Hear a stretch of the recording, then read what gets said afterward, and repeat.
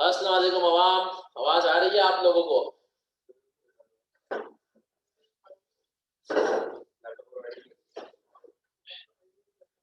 इब्तिदा करें? क्या आप मुझे सुन सकते हैं?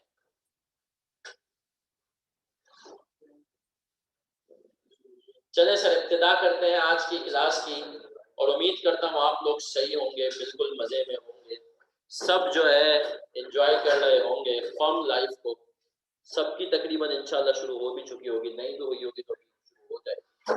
और याद रखें, ये वो पीरियड है, मैं आपको एक छोटी सी बात कहूंगा, इसके बाद शुरू करूंगा। फर्म की लाइफ का वो पीरियड है, मैं हल्फियन कह रहा हूँ। आज अगर कोई फर्गूसन की बुराई करता है या वह किसी भी फर्म की बुराई करता है, मेरा दिल दुखता है, स्पेशली फर्गूसन की। क्यों सर? हमने भी हालांकि 3 साढ़े 3 साल में दबा के गालियां दी हैं वहां पे लोगों को, और प्रोफेशनल झूठे बने, सब कुछ बने। लेकिन मैं कहता हूँ 3.5 साल में फर्म आपको इतना कुछ सिखा देगी तो शायद इंडस्ट्री में बैठे रहने ना एक बच्चे को 10-12 साल में भी ना सीख पाए। तो इंडस्ट्री में बैठा अगर एक एसीसी जाएगा, वो शायद 10-12 साल में नहीं सीख सकता। हम वाकई में क्लाइंट में जब जाते थे ना यार, मैंने क्वालिफाई किया और मैं क्वालिफाई होने के बाद मैं देखा हूँ 20 साल से लोग बैठे हुए थे और जीते लोग, ऐसा नहीं क्वालिफाइड लोग एसीसी ये हो। लेकिन आपको जो 3.5 साल में फर्म ने सिखा दिया, आपको शुक्र अदा करते थे कि अल्लाह ने हमें 3.5 साल में इतना कुछ सिखवा दिया। तो आपकी फर्म के साथ लॉयल्टी स्टेप, आपको सच बता दूं, क्वालिफाई नहीं होगा आपको बहुत कम लोग मिलेंगे जो फर्ग्यूसन को गालियां दें, जो ईवाई को गाली दें। क्यों सर? अभी आप लोग गालियां देंगे, आप बोलेंगे बेकार जगह है, मनहूस जगह है, कोई भी आपकी फॉर्मूला बोलेंगे बेकार जगह है, लीड सीटिंग है, फलाना। लेकिन अल्टीमेटली आप लोग इंशाल्लाह, मैं हमेशा कहता हूँ फर्म जो होती है ना, वो प्रोफेशनल माँ होती है। हम 3.5 साल जो अपने आप को रगड़ते हैं, उसकी बेसिस पे अल्लाह उसको जरिया बनाता है आगे की पूरी जिंदगी में हमारे रोजी रिस्क। हम कहीं भी आज जाते ना, तो जो हमारे अंदर कॉन्फिडेंस है ना, वो आता है उस 3.5 साल की बेसिस पे है। तो घबराना नहीं, जिंदगी में मुश्किल हालात आएंगे फम में, तुम्हें लगेगा कि मेरी बस हो गई है, लेकिन यकीन मानो वो दिमाग मेंटली जो एस्टेब्लिश होगा ना, यकीन मानो। और ये सर, ये 3.5 साल, और तुम्हें इस 3.5 साल की याद बहुत ज्यादा आएगी जब गुजर जाएंगे। तो मैं वो लेट सिटिंग के दौरान के पीरियड की तकती, वो आपको याद आएगा कि यार फलाना सीनियर पट्टू था जिंदगी में, आप खुद सोचे कि इसके जैसा नहीं बनना, मैं जब जॉब इंचार्ज बनूंगा ऐसा नहीं। जब आपको फिर आएगा फलाने सीनियर ने बहुत हेल्प की थी। और एक और चीज देखो, फर्म में अपने एक्सेल जितना चीता अच्छा कर सकते हो कर। मतलब मुझे याद है, आज मैं किसी को ना 2 मिनट में इम्प्रेस कर सकता हूँ अपनी एक्सेल स्किल्स से। उसमें मेरा कोई कमाल नहीं, मेरा सीनियर था, उसने एक काम ये किया, पहला पहला क्लाइंट था, उसने देखा मैं माउस का बहुत ज्यादा इस्तेमाल कर रहा हूँ ना, जॉब इंचार्ज, अल्लाह उसको खुश रखे, आज पता नहीं होता है, मुझे नहीं पता, बात सलाम हुआ है लेकिन काफी से जब मैंने बात की। वो आया, डेस्कटॉप पीसी का क्लाइंट का था, आपको लैपटॉप का जमाना। उसने बोला मैं बेटा माउस हटा रहा हूँ। तो माउस बोला मैं तेरे बराबर में बैठा हूँ, अब तो माउस यूज नहीं करेगा, तुझे जो भी काम करना है। तो सर उसकी वजह से यकीन मानो ऐसा है कि मैं आज भी विदाउट माउस पूरा सिस्टम ऑपरेट, मुझे कोई माउस की जरूरत नहीं है। हाँ, अब थोड़ा सा इंडस्ट्री में गए, सुकून की आदत हो गई, तो अब शायद माउस चाहिए होता है, अब शायद एक्सेल के शॉर्टकट्स उस तरह के याद नहीं है। वरना सर उस जमाने में हम जब जाते थे ना, तो लोग जब हमारा एक्सेल पे काम होता हुआ देखते थे ना, तो क्या करते थे।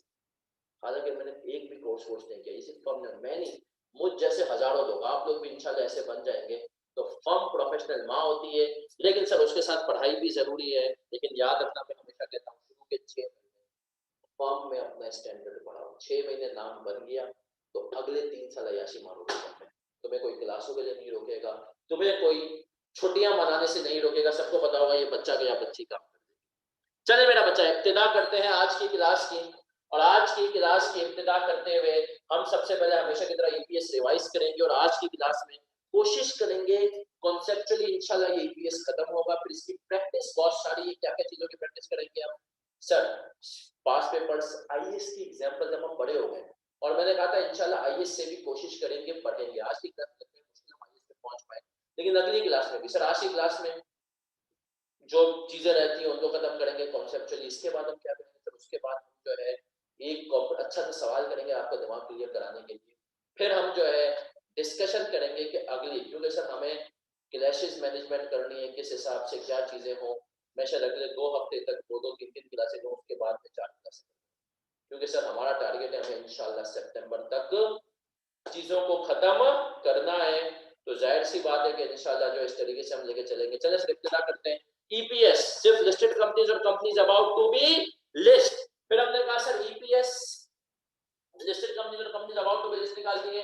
फिर हमने कहा कि सर न्यूमरेटर में दो बातें बेसिक में, profit attributable to NCI minus करना होता है, प्रेफरेंस शेयर्स इररिडीमेबल का डिविडेंड माइनस करना होता है। फिर हमने कहा प्रेफरेंस शेयर्स इररिडीमेबल दो तरह के, क्यूमुलेटिव और नॉन क्यूमुलेटिव। सर जो क्यूमुलेटिव प्रेफरेंस शेयर्स होते हैं, क्यूमुलेटिव प्रेफरेंस शेयर्स का डिविडेंड हमेशा माइनस करना है, नॉन क्यूमुलेटिव तब माइनस करोगे जब सवाल में लिखा हुआ हो कि डिक्लेयर हुआ है। सर पर हमने कहा डिनोमिनेटर में कितनी शरारतें थी? 5। पहली शरारत क्या थी? Shares issued during the period. उसमें हमने कहा साल के मिड से जितना होगा उस प्रोपोर्शन से लेंगे। बोनस इशू, फ्री फोकट के इशू। तीसरा कौन सा था? Right issue. राइट इशू में भी बोनस का एलिमेंट शामिल था, उसको इनकॉर्पोरेट करना। चौथा कौन सा था? Share split. पांचवा शेयर कंसोलिडेशन। सर याद रखना पिछले सालों की जो ईपीएस रीस्टेट करते हैं वो सिर्फ 4 केसेस में करते हैं, दिमाग में बिठा लो। 4 केसेस में ईपीएस रीस्टेट होती है, बोनस, राइट, स्प्लिट और कंसोलिडेशन। सही है सर। और हमने कहा एरर, एरर के केस में तो लाजमी होती है, एरर के अलावा हमने कहा वरना सिर्फ 4 केसेस हैं, बाकी नहीं होती। सर फिर हम आए थे डाइल्यूटेड ईपीएस पे। हमने कहा डाइल्यूटेड ईपीएस क्या होती है? शेयर होल्डर को फ्यूचर की पिक्चर दिखाओ, लेकिन पिक्चर अच्छी नहीं होनी चाहिए। क्या होनी चाहिए? बुरी होनी चाहिए, क्योंकि अकाउंटिंग का कांसेप्ट क्या है? प्रूडेंस कांसेप्ट है। शेयर होल्डर को आज ही डरा के रखो। तो हमने कहा हमारे पास पोटेंशियल ऑर्डिनरी शेयर होते हैं कितनी तरह के? 3 तरह के। प्रेफरेंस शेयर्स इररिडीमेबल, सही है। फिर हमने कहा कन्वर्टेबल शेयर ऑफ लोन वगैरह। और तीसरा हमने क्या कहा कि हमने कहा सर तीसरा हमारे पास होता है वारंट्स। सही है सर। पोटेंशियल शेयर्स इररिडीमेबल, उसका इंपैक्ट क्या आएगा डाइल्यूटेड निकालते वक्त? हमने कहा न्यूमरेटर के ऊपर इंपैक्ट आएगा कि उनका जो डिविडेंड हम माइनस करते थे बेसिक में वो माइनस नहीं करेंगे, डिनोमिनेटर में उनके थोड़ा शेयर करेंगे। कन्वर्टेबल लोन का क्या इंपैक्ट आएगा? सर कन्वर्टेबल लोन का इंपैक्ट आएगा कि उनका जो इंटरेस्ट था उसको हम नेट ऑफ, उसके इंटरेस्ट को हम क्या करेंगे sir? Net of tax saving के ऐड करवा देंगे डाइल्यूटेड के उसमें, न्यूमरेटर के अंदर, और डिनोमिनेटर में नंबर ऑफ शेयर देंगे। तीसरी सर चीज क्या थी? ऑप्शंस और वारंट्स। अगर ऑप्शंस और वारंट्स एक्सरसाइजेबल होंगे, जिनका हमें फायदा हो रहा होगा, जो मार्केट प्राइस से कम में हम इशू कर रहे होंगे, हमने कहा उसको हम न्यूमरेटर में कोई इंपैक्ट नहीं आएगा, डिनोमिनेटर में हम देखेंगे जो फ्री शेयर्स हैं, फ्री शेयर्स को हम ऐड करवा देंगे। सर हमने ये भी देखा था कि जब साल के दौरान कोई कन्वर्टेबल शेयर्स कन्वर्ट हो जाएंगे, तो जिस दिन वो कन्वर्ट होंगे उस दिन से उनका इंपैक्ट बेसिक में आएगा, लेकिन डाइल्यूटेड में जितना पीरियड वो अनकन्वर्टेड लगे उनका हमें इंपैक्ट लेना होगा। सर फिर हमने टेस्टिंग ऑफ रैंकिंग भी की थी कि हमें देखना हो डाइल्यूटेड कब होगी, एंटी डाइल्यूटेड कब होगी, वो भी हमने देखा था। सर फिर हम आए थे कंटिजेंटली इशूएबल शेयर्स के ऊपर।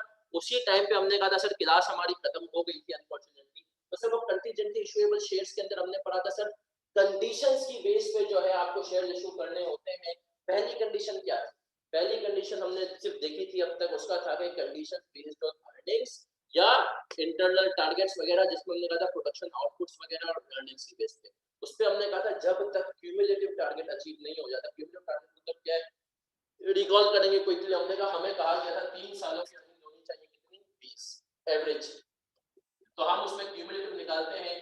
20 अर्निंग्स के लिए हमें टोटल अर्निंग्स कितनी चाहिए होंगी 3 सालों की? 60। अब हमने कहा अगर कंपनी की पहले साल 60 हो गई तो हमने कहा 60 डिवाइड बाय 20 3 करेंगे तो 20 आंसर आएगा। पहले साल डाइल्यूटेड में इंपैक्ट लेंगे। पहले साल 60 नहीं हुई, दूसरे साल में 2 सालों की मिला के 60 हो गई, तो आप इसका इंपैक्ट ले लेंगे।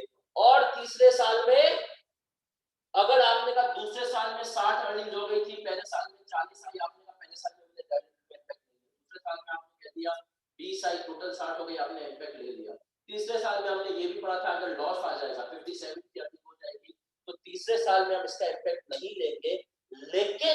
लेकिन हमने कहा था पिछले साल की ईयर 2 के डाइल्यूटेड ईपीएस को भी हम रीस्टेट नहीं करेंगे। रीस्टेटमेंट याद रखना, राइट, बोनस, स्प्लिट और कंसोलिडेशन। और एक और हमने कहा एरर के केस में। चले सर अब हम आगे बढ़ते हैं मेरा बच्चा, अब हम बढ़ रहे हैं आगे। उम्मीद करता हूं आप सब होंगे हमारे साथ। और हम आएंगे सर, एक चार्ट हम बना रहे थे और उस चार्ट को मैंने कहा था आप लोग आधा बना के छोड़ देंगे, हम सवाल पे बढ़े थे। सर हमने कहा था एक कंडीशन होती है कंटिजेंटली इशूएबल शेयर्स होते हैं। कंपनी ने डिफरेंट कंडीशंस यूजुअली एम्प्लॉयज के साथ गेम करती है कि भाई अर्निंग जितनी आगे तो मैं इतने शेयर्स दे देंगे। एक जो मेजर कंडीशन होती है सर वो होती है मार्केट वैल्यू ऑफ शेयर। देखो याद रखो, लिस्टेड कंपनी के लिए मार्केट वैल्यू बहुत ज्यादा इंपॉर्टेंट है। तुम लोग अभी जो लिस्टेड के ऑडिट पे, कितने लोग अभी लिस्टेड के ऑडिट पे किया? तुम लोग लिस्टेड के कौन से में? ऑडिक्स। तो सर अगर लिस्टेड के, अगर आप ईयर एंड पे ना याद रखें, तो सर लिस्टेड के ईयर एंड पे ईपीएस तुम लोगों को सबसे पहले पता चलेगी मार्केट से पहले, सही है सर, ऑडिट टीम को। तो तुम लोग चाहो तो उसमें इनसाइडर ट्रेडिंग कर सकते हो, लेकिन याद रखो अगर इनसाइडर ट्रेडिंग की खबर पहुंची फर्म तक भैया, तो तुम्हारी शामत है, सही है सर। क्योंकि सर ईपीएस पिछले साल से तुम्हें पता है ज्यादा आ रही है, रिजल्ट ज्यादा आ रही है, तो कम से कम वो एक आध कैप तो लगवा देती है, सही है सर, शेयर प्राइस पे। तो आप ये कर सकते हैं, लेकिन करिएगा नहीं सर। इनसाइडर ट्रेडिंग एक वैसे ही हमारे मुल्क में क्राइम है कि आपको एक चीज पता थी और आपने उसका नाजायज फायदा उठा लिया, सही है सर। चले सर, अब हम आगे बढ़ रहे हैं। तो हम आएंगे सर, हमारा जो चार्ट चल रहा था जिसमें हमने लिखा था कंटिंजेंटली issuable shares,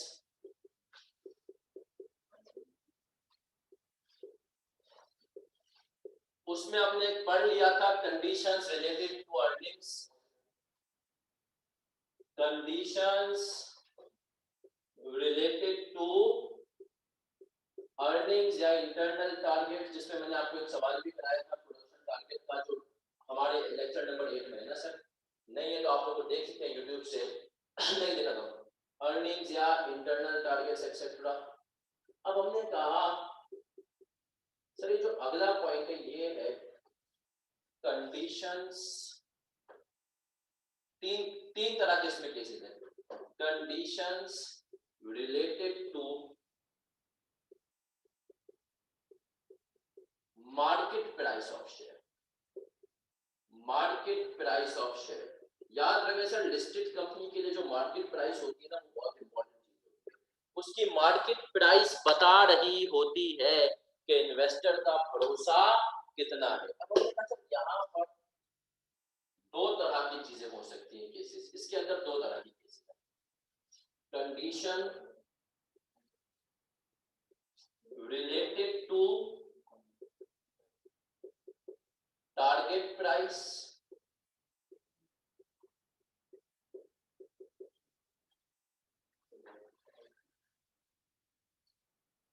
at the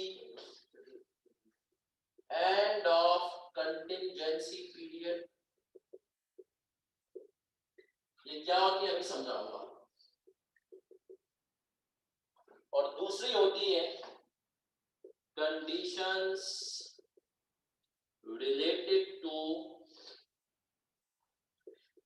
average market price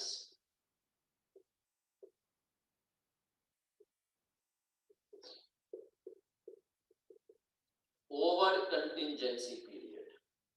sir दोनों में फर्क क्या है ये भी बता दें, और ट्रीटमेंट भी सब पढ़ेगी मेरा बच्चा। सर ये दो केसेस होते हैं conditions related to market price of shares के। हमने कहा दो केसेस होते हैं। पहला केस होता है condition related to target price at the end of contingency period, और condition related to over average market price over contingency period. Sir क्या है सुनिएगा भाई, कंपनीज ने अपने एम्प्लॉइज को कहा कि एम्प्लॉय भैया हम तुम्हें शेयर इशू करेंगे, हम तुम्हें शेयर इशू करेंगे। अच्छा वो शेयर किस बेसिस पे इशू करेंगे? उन्होंने कहा भाई अगर हमने कहा 3 साल बाद तुम्हें शेयर इशू कर देंगे, अगर उस टाइम पे market price less, suppose Unilever ने कहा अपने प्राइस को, अगर उस टाइम पे हमारे शेयर्स की मार्केट प्राइस चल रही होगी 15,000 रुपए, तो हम 3 साल के बाद आपको शेयर इशू कर देंगे। कंडीशन क्या रखी है? 3 साल बाद मार्केट प्राइस कब होनी चाहिए? 15,000, तो तुम्हें शेयर इशू हो जाएंगे। आईएएस कहता है भैया तुम पहले साल के एंड पे आए, तुमने देखा आज 15,000 हो गई, आपने कहा यार आज ही 15,000 हो गई, तो बोला भाई आज डायल्यूट ईपीएस की वर्किंग में इसको कंसीडर। ये होता है टारगेट प्राइस। कंपनी एवरेज की बात नहीं करती, कंपनी कहती है 3 साल बाद प्राइस कितनी होनी चाहिए? 15,000, 10,000, जो भी एक टारगेट प्राइस। अगर सर ये वाला केस होगा condition related to target price at the end of contingency period, तो हमने कहा इसके केस में करेक्ट है if at the end of reporting period, if at the end of reporting period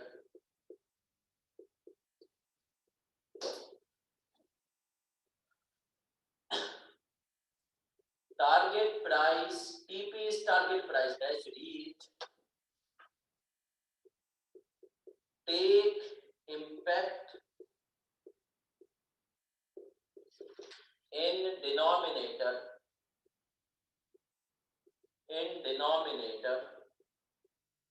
for diluted EPS। Sir इसने कहा अगर condition related to target price at the end of reporting period, तो इसने कहा कि अगर at the end of reporting period पे अगर आपको लग रहा है कि टारगेट प्राइस रीच हो चुकी है तो उसका इंपैक्ट ले लोगे डाइल्यूटेड ईपीएस के लिए डिनोमिनेटर में। सर याद रखिएगा जो कंटिजेंटली इशूएबल शेयर्स हैं उनका इंपैक्ट बेसिक पे तो आएगा नहीं, डाइल्यूटेड पे ही आएगा कि ये फ्यूचर में इशू हो सकते हैं, तो हमें फ्यूचर की पिक्चर आज दिखानी है शेयर होल्डर को कि भैया कल कल को ये भी क्या हो जाएंगे, ऑर्डिनरी शेयर्स हो जाएंगे। और सर ज्यादातर शेयर्स प्राइस का टारगेट ये होता है कि टारगेट प्राइस कंपनी शेयर करती है। आपकी एक कंपनी आज प्राइस 12 रुपए है, आप एम्प्लॉइज को जाते हैं कि एम्प्लॉइज अच्छे से काम करें, आप उनको सपना देते हैं, आप कहते हैं बेटा अगर 12 रुपए आज प्राइस है और अगर 3 साल के बाद प्राइस अगर 112 रुपए हो गई तो तुम लोगों को 5-5 हजार शेयर्स। अब आप एम्प्लॉइज को सपने दे रहे हैं कि मेहनत कर, तो मेहनत करेगा, कंपनी की प्रॉफिटेबिलिटी बढ़ेगी, प्रॉफिटेबिलिटी बढ़ेगी तो प्राइस। सिंपल अल्फाज में, लेकिन सर आगे जाके आप लोग इंशाल्लाह बीएफडी में पढ़ेंगे कि प्राइस इन चीजों से तो बढ़ती है लेकिन इसके अलावा और भी फैक्टर्स होते हैं। चले सर अब आए इसके ऊपर एक सवाल अगर हम कर लेंगे ना तो हम इंशाल्लाह क्लियर हो जाएंगे।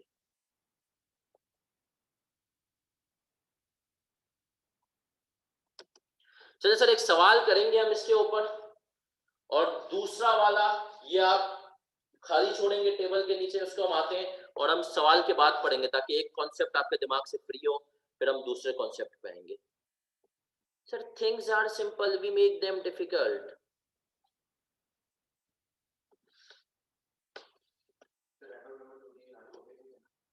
यार हैंडआउट नंबर 2 की हार्ड कॉपी नीचे ताहिर से मिल जाएगी, ताहिर से आप लोग चाहें तो हैंडआउट नंबर 2 की हार्ड, वैसे मैं इंशाल्लाह अगले हफ्ते नहीं उससे अगले हफ्ते एक बुक लॉन्च कर दूंगा इंशाल्लाह, उसके अंदर सारे हैंडआउट्स होंगे, सब कुछ होगा, एक ही बुक होगी।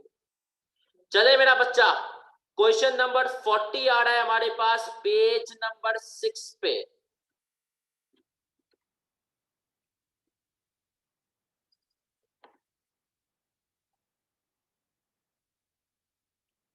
Company M has 12 million ordinary shares in issue at 31 December year 2 there have been no new shares or bonds for several years. Company M acquired a new business during year 1. हमने कहा as part of purchase agreement company M will issue a further 1 million shares to the vendor जिससे business खरीदा था, subsidy का पुराना मालिक। सही है sir. on 30 June year 3 if the share price was 500 at that date, share price was rupees 600 on 31 December year 2, earnings for the year to 31 December year 2 कितनी थी भाई, 1 रुपीज 100 मिलियन। अब मेरा बच्चा बड़े गौर से सुन लेना, सवाल क्या है, उसने कहा भाई हमने जिससे ईयर 1 में खरीदी थी कंपनी, उसको हमने कहा अगर तीसरे साल के एंड में शेयर प्राइस 500 हुई तो हम तुझे 1 मिलियन शेयर और देंगे। और सर दूसरे साल के एंड पे हमें पता चल गया कि जो है शेयर प्राइस कितनी चल रही थी, 600। इसका मतलब है दूसरे साल के एंड पे टारगेट प्राइस का अचीव हो गया ना सर। अब हमें दूसरे साल की क्या निकालनी है सर, ईपीएस निकालनी है। सवाल अगर आप सबने पढ़ लिया हो तो सर सवाल को सॉल्व करवाने के लिए हम इतना पोर्शन घटा देंगे। टैबलेट पे पढ़ाने का सर सुकून ये होता है कि आप बोर्ड जितना बड़ा चाहे कर सकते हैं, चले सर, हमने कहा पास कौन कराएगा हमें ईपीएस में, जल्दी बेसिक ईपीएस। सर यकीन माने पास कराएगा हमें बेसिक ईपीएस। और मैं आपको सच बता दूं, एफएफआर का पेपर पास होने के लिहाज से सिर्फ दूसरे नंबर पे, पहले नंबर पे कौन सा है, टैक्स का पेपर निकलता है, और फिर हमने कहा दूसरे नंबर पे कौन निकल जाता है, एफएफआर। चलिए सर हम आते हैं बेसिक। भाई इसके रिजल्ट में और यकीन मानो एफआर के रिजल्ट में कोई फर्क नहीं है ज्यादा आईकेएफ के लेवल पे, सही है सर। हमने कहा बेसिक ईपीएस पे आते हैं। Profit attributable simple, weighted average shares simple है ना सर, और ईपीएस आ जाएगी। प्रॉफिट एट्रीब्यूटेबल कितना है भाई, जल्दी बता दो, सवाल में गिवन है ना sir, profit attributable 100 million. Sir 100 million का था, वेटेड एवरेज शेयर्स कितने थे,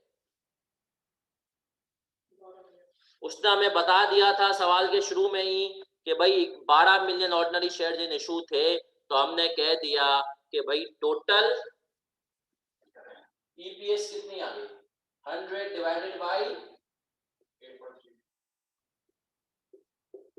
8.33।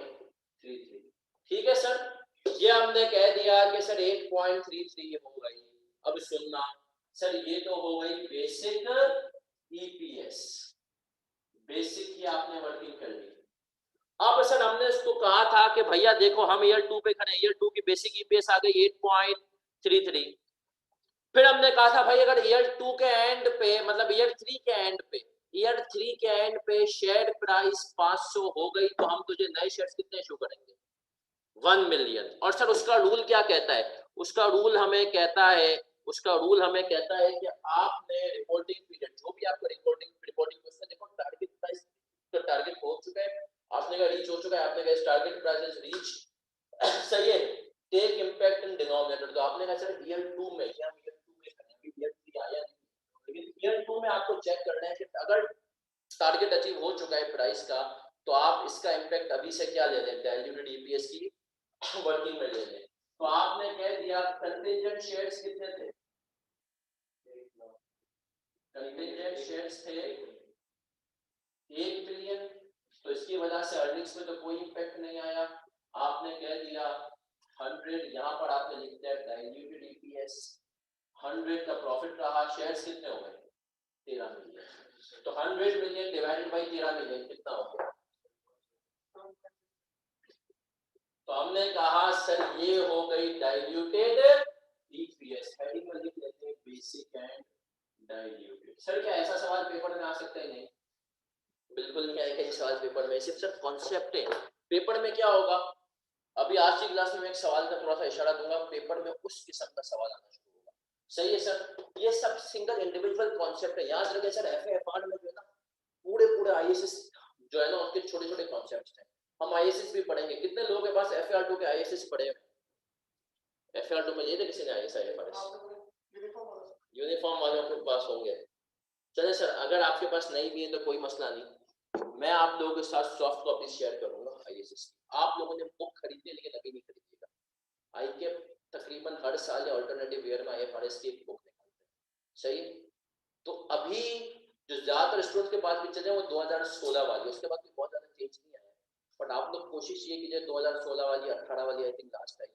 अब 5 बुकें हो गई है, वो कितनी हो चुकी है, 5 बुकें, और वो 2400-2600 का सेट है, जो कि आप लोग आईके से 3200 का आप लोगों को सस्ता मिलता है शायद, नहीं स्टूडेंट्स को सस्ता मिलता है, मेंबर को जो भी है सर, आपको जब आपको सेट वो आप लोगों को सस्ता मिलेगा, हमें महंगा मिलता है, सही है। तो आप जब वो सेट लेंगे, लेकिन वो आप लेंगे समवेयर, जब आईकेएफ से आप पूछिएगा कि आईएफआरएस नए वाले आ गए, तो अगर कहीं ना कि हाँ नए वाले आ गए हैं 2021 वाले, तब आपने पिक करनी है, उससे पहले हम सॉफ्ट कॉपी से काम चलाएंगे। तो सर क्या ये सबको क्लियर हो गया, अगर conditions related to market price of share होगी, तो अगर इसमें पहला केस होगा टारगेट प्राइस गिवन होगी, तो आपने देखना है कंटीजेंसी पीरियड के एंड पे वो टारगेट प्राइस जो होनी चाहिए थी वो आपके रिपोर्टिंग पीरियड के एंड पे है, अगर हाँ है तो डाइल्यूटेड ईपीएस की अर्निंग्स में ले लो, ठीक है सर। आर वी क्लियर, तो लिख दो भाई सीसी।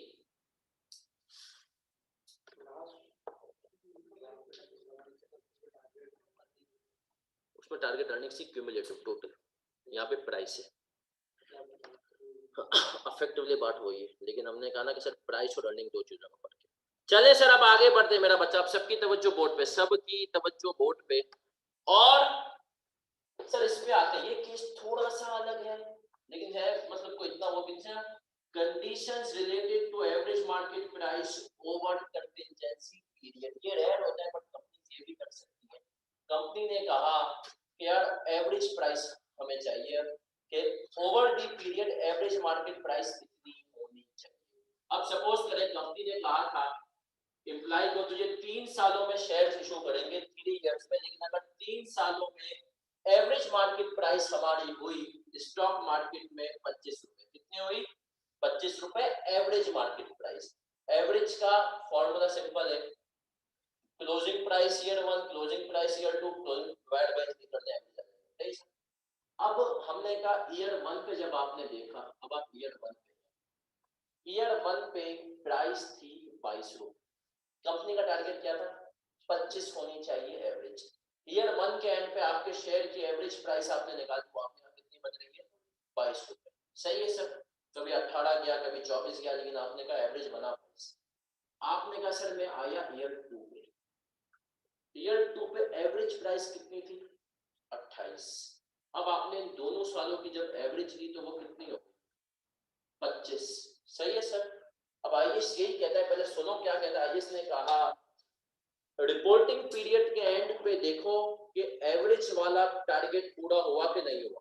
अगर एवरेज वाला टारगेट रिपोर्टिंग पीरियड के एंड पे पूरा हो गया तो तुम क्या करोगे, इसका इम्पैक्ट भी डाइल्यूटेड डीपीएस की वर्किंग में ले लोगे, वरना अब हमने कहा जब हम ईयर 1 पे आए, ईयर 1 पे कितना हो गया था सर 22 की प्राइस थी, तो क्या हम इसका इम्पैक्ट लेते डाइल्यूटेड की वर्किंग में? No sir.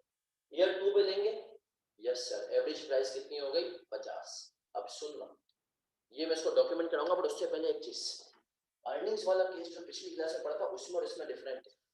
क्या फर्क था? अर्निंग्स के केस में हमने क्या कहा था, हमने अर्निंग्स के केस में ये कहा था, सबने गौर से सुनना है मेरा बच्चा, इंपॉर्टेंट चीज है भाई, आपका एवरेज अर्निंग्स होनी चाहिए थी 20। सही है, कितनी होनी चाहिए थी? वहां पर हमने कहा था हम क्यूमुलेटिव फिगर को देखते हैं। क्या मतलब, वहां पे हम कहते हैं 20 अगर 3 सालों की थी तो टोटल कितना होना चाहिए 60। वहां पे हम एवरेज को नहीं देखते। अगर हमने कहा वहां पर 3 सालों में उसने कहा था 20 की अर्निंग हो एवरेज, सही है, तो हमने कहा टोटल इसका मतलब है कितनी होनी चाहिए 60। तो हमने कहा था कि सर सुनिएगा, वहां पर हमने जो एग्जाम्पल में बात की थी, हमने कहा था अगर पहले साल तुम्हारी अर्निंग 25 थी, दूसरे साल तुम्हारी अर्निंग 25 थी, तो टोटल 50 हुआ, एवरेज तो अभी भी 25 आ रही थी, लेकिन वहां पर हम शेयर इशू नहीं करते, क्योंकि हमने कहा वहां पे क्यूमुलेटिव टारगेट को देखना है, यहां पर क्यूमुलेटिव टारगेट को नहीं देखना। यहां पर उसने कहा एवरेज पूरी हो जाए तो अब आपने इशू कर देना है। सर अर्निंग्स के केस में याद रखना क्यूमुलेटिव टारगेट की तरफ जाते हैं, मार्केट प्राइस के केस में किसकी तरफ जाते हैं एवरेज की तरफ।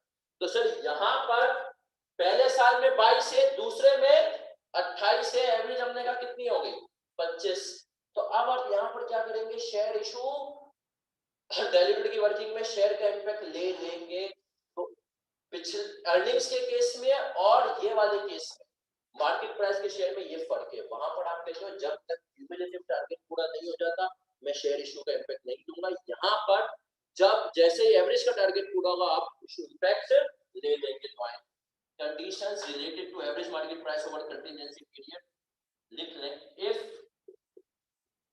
Eight the end of reporting period, if at the end of reporting period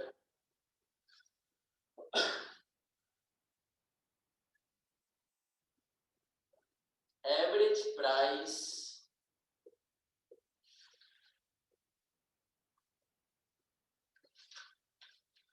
target has been achieved, take impact in diluted EPS।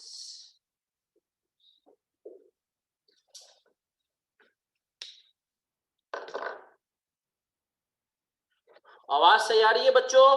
एक आदमी कह रहा सर माइक उतार दे, आवाज बहुत कम और कट कट के आ रही है, ऐसा है क्या?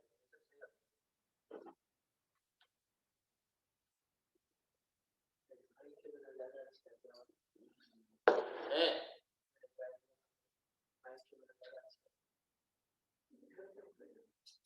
शुरू में हो रहा था, ठीक है सर।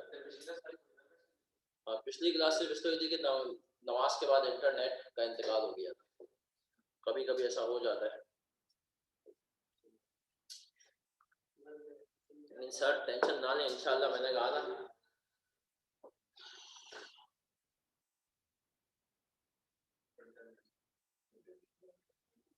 सर एक आदमी कह रहा है EY वाले बैकडेट नहीं कर रहे, बड़ा क्लास के बाद बात करते।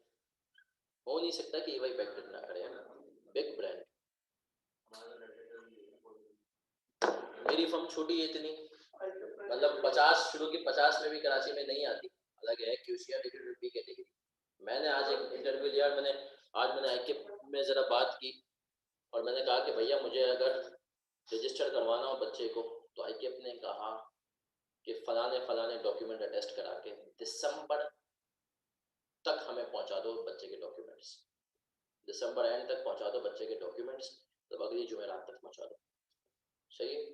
और तो हम 1 दिसंबर से उसकी रजिस्ट्रेशन कर रहे हैं, फर्ग्यूसन भी यही कर रहे हैं, 1 दिसंबर से तो हो जाना। हाँ, अगर वैसे छोटी फर्म्स की एक दिमाग होता है, अगर इनको भी रजिस्टर ना करो, 6 महीने काम करेगा, कम पैसों में काम करेगा, क्योंकि आपको स्टाइपेंड भी शायद उतनी ना दें, कुछ 2-4 हज़ार कम ही देंगे, और बोला 6 महीने ज़्यादा रहेगा हमारे पास, है ना सर? तो फर्ग्यूसन ने इसको इस दफ़ा भी अगर नहीं दिया, बोलेंगे अब EY अगली दफ़ा भी नहीं देगा। ये सोचते हैं कि मैं बताऊँ, लेकिन EY मुझे नहीं करेगी, छोटी फर्म जरूर करती है। रियाज अहमद ने भी बहुत सारे बच्चों के साथ ये किया, सही है? Let's see sir. आए सर, आगे आकर अब मेरा बच्चा सुनिएगा भाई, अगर IKIP नहीं मान रहा तो IKIP याद रखिएगा। अब सर वो एक फर्म की थोड़ी सी नहीं, IKIP फर्ग्यूसन के बच्चों को करना, EY के बच्चों को नहीं करना बैकडेटेड, फर्ग्यूसन के बच्चों की भी तो इसी मंथ ज्वाइनिंग हुई है ना भाई, तो ऐसा नहीं होता है सर। मेरा मानना है कि अगर नहीं होगी तो फिर किसी की भी नहीं होगी, नहीं तो सिर्फ सबकी होगी।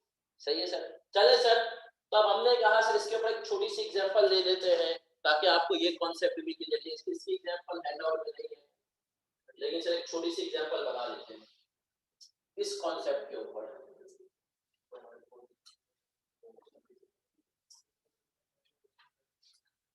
A Limited has earnings of ₹100 million in year 2 and weighted average shares of are 10 million. In year 1, A Limited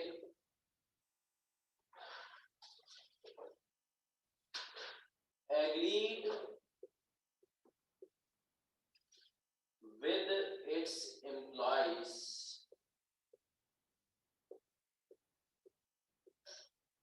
to issue 5 million shares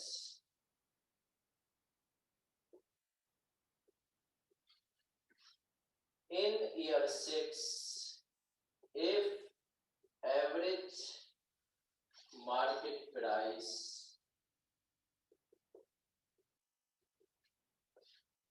in next 5 years will be ₹50.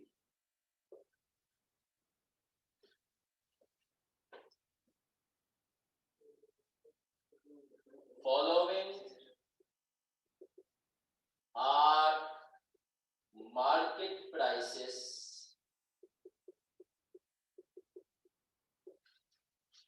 at the end of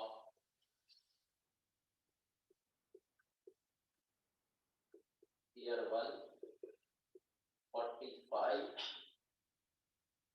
year 2, 60. Required compute basic and diluted EPS. A Limited has earnings of rupees 100 million in year 2 and weighted average shares are 10 million. In year 1, A Limited agreed with its employees to issue 5 million shares. The average market price in next 5 years will be rupees 50. Following are market prices at the end of year 1 and year 2. Year 1 के end में 45, year 2 के end में कितने थी sir? 60. Required में कह रहा है compute basic and diluted EPS. मेरा चंदा सवाल आपके सामने है, जल्दी से सॉल्व करें. ईयर 2 की EPS आपने निकालनी है, basic and diluted EPS of year 2.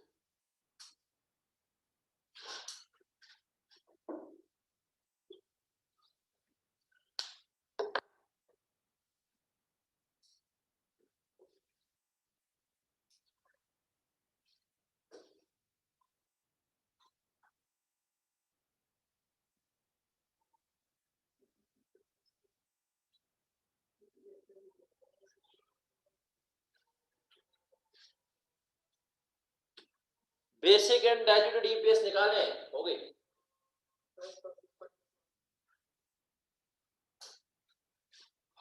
हमने कहा year 2 profit attributable weighted average shares, और हमने कहा सर EPS. बेसिक पे आए कितना सर? 100 मिलियन. वेटेड एवरेज शेयर्स कितने थे? 10. EPS कितनी आ गई? 10. ईयर 2 में आपने कहा सर एवरेज का टारगेट क्या अचीव हो गया? यस सर हो गया. कैसे?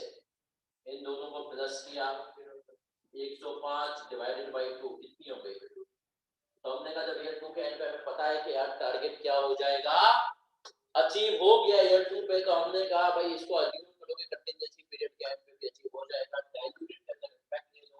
हमने कहा कंटिजेंट शेयर्स को आप क्या कर लेंगे? इनकॉर्पोरेट कर लेंगे. कितने से? 5 मिलियन. तो आपने कह दिया ये रहा 100 मिलियन, ये रहा 15 मिलियन. तो हमने कहा EPS कितनी हो गई भैया? 6.67. सर शेयर प्राइस के ऊपर इम्पैक्ट बेसिक का आता है, डाइल्यूटेड का. एक सवाल ये आता है बेसिक का. सर नॉर्मल आदमी डाइल्यूटेड को देखता भी नहीं है.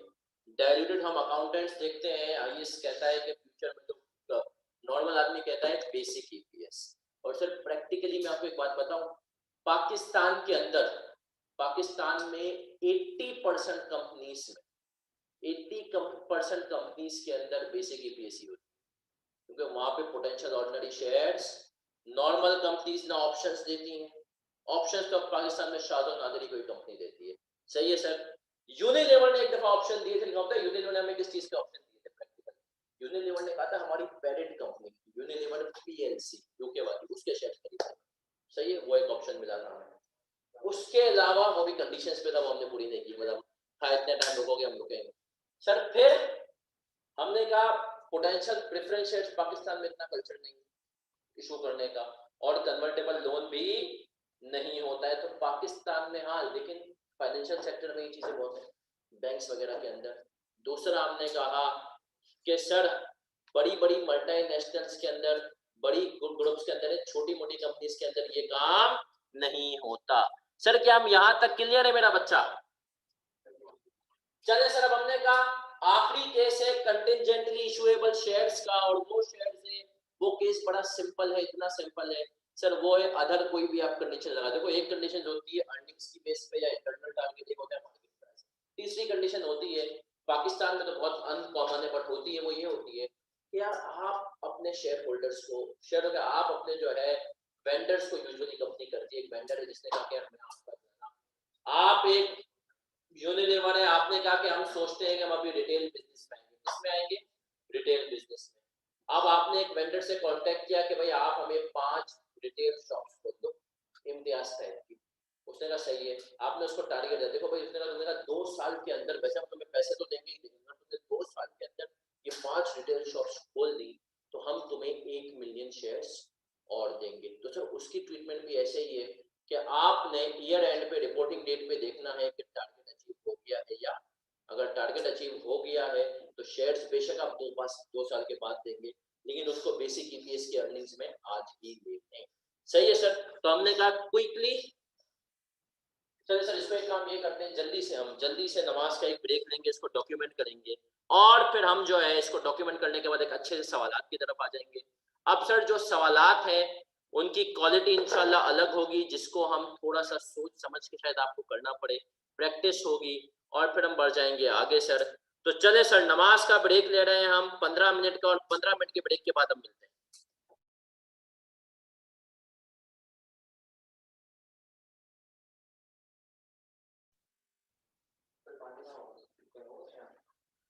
बाहर पूछे ना, लड़के बैठे हैं इनसे पूछो, डिस्पेंसर वगैरह सब नीचे लगे हुए तो फैकल्टी रूम में।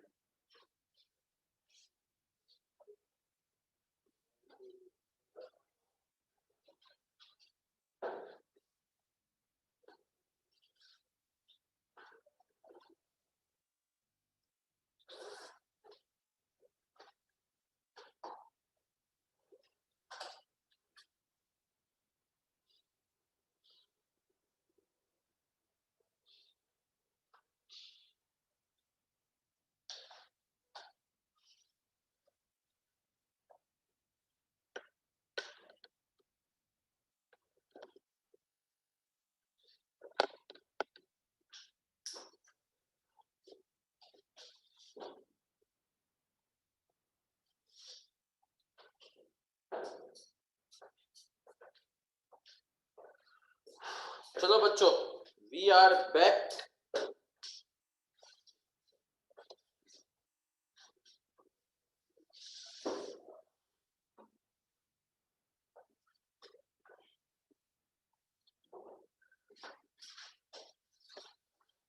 सर जो थर्ड कंडीशन थी, जो थर्ड एरो था हमारा, उसको आपने अब जो है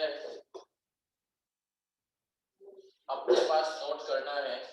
पहले एरो में आपने लिखा था conditions related to earning etcetera, दूसरे में आपने लिखा conditions related to market price, तीसरे एरो में आप लिखेंगे, वो जो तीसरा एरो था हमारा चार्ट का, उसमें आप लिखेंगे other conditions.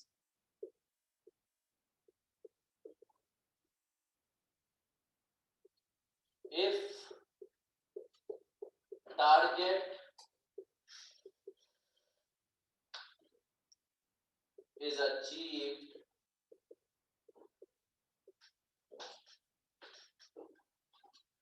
at the end of reporting period,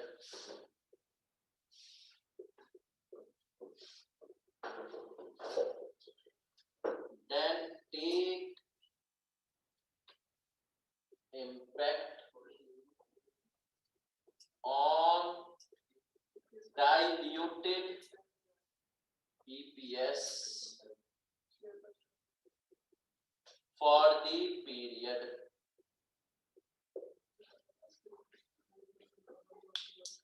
चले सर एग्जाम्पल, मेरा बच्चा मैं फिर से रिपीट कर रहा हूं एग्जाम्पल, गौर से सुनिएगा। एग्जाम्पल फिर से रिपीट की जा रही है। क्या एग्जाम्पल थी सर, सुन लिए भाई। एग्जाम्पल ये थी मेरा चंदा कि मैंने कहा यूनिलीवर ने एक कॉन्ट्रैक्टर से कहा कि भाई तुम हमें 2 सालों में 5 रिटेल स्टोर्स पाकिस्तान के 5 बड़े शहरों में कर दो। कौन कौन से 5 शहर? हमने कहा कराची, लाहौर, इस्लामाबाद, मुल्तान और 5वां उसके साथ नाम दे कोयटा। हमने कहा सर कोयटा, इन 5 बड़े शहरों में आप हमें रिटेल स्टोर्स खोल दो, तो आपको पैसे तो देंगे ही देंगे खोलने के, एक थर्ड पार्टी वेंडर को कहा, लेकिन हम आपको जो है 1 मिलियन अपने शेयर्स भी इशू कर देंगे। 2 सालों का टारगेट था कि आपको 2 सालों में ये काम करना था। वेंडर बहुत ज्यादा स्मार्ट था, उसने पहले साल के एंड में ही 5 स्टोर ओपन करवा दिए। आपने उसको टारगेट दिया था 2 साल का, उसने पहले साल में आपके 5 स्टोर तैयार करवा दिए। अगर उसने पहले साल के एंड में ही 5 स्टोर तैयार करवा दिए, शेयर्स आप उसको वादे के हिसाब से दूसरे साल में दोगे, दूसरे साल की खत्म होने के बाद मतलब तीसरे साल में, लेकिन आप इसको पहले साल की डाइल्यूटेड ईपीएस की वर्किंग में ले लोगे। अगर पहले साल वो 5 स्टोर्स नहीं खोल सकता, 2 स्टोर खोलता, तो आप पहले साल की डाइल्यूटेड ईपीएस की वर्किंग में भी नहीं लिखते। तो सर याद रखना 3 तरह की कंडीशंस जिनके ऊपर कंटिजेंटली शेयर इशू हो सकते हैं। अर्निंग्स बेस्ड, उसमें आपको देखना है कि जो क्यूमुलेटिव फिगर थी अर्निंग्स की वो अचीव हुई या नहीं हुई। मार्केट प्राइस के 2 केसेस, अगर टारगेट प्राइस का केस है देखना रिपोर्टिंग पीरियड के एंड पर टारगेट प्राइस अचीव हो गई, जैसे हमने एग्जांपल भी की कि 500 की प्राइस थी 600 अचीव हो गई, कर दो। अगर मार्केट प्राइस से एवरेज का केस है तो देखो रिपोर्टिंग पीरियड के एंड पे एवरेज अचीव हो गई, कर दो। कंटिजेंटली इशूएबल शेयर्स अदर कंडीशंस की बेस पे देखो कि क्या जो टारगेट था वो रिपोर्टिंग पीरियड पे अचीव हुआ, हो गया तो कर दो, वरना नहीं करो। क्या यहां तक हम क्लियर है? तो भाई लिख दो सीसी। चले सर लिख दे सीसी। चलो मेरा बच्चा गुड। अब हम आगे आते हैं और सर अब आप समझे हम सवालात की से कुछ ही देर की दूरी पर हैं और हम इंशाल्लाह सवालात की तरफ बढ़ जाएंगे। लेकिन सर उससे पहले अब तक जो हमने किया उस सबको अपने पास समराइज करें, फिर एक सवाल पे आएंगे और उस सवाल में मैं आपके साथ पढ़ूंगा, सिर्फ पढ़ूंगा और आपको सिर्फ एक हिंट दूंगा उस सवाल की। वो सवाल फिर आप लोगों ने मेरा बच्चा खुद करना।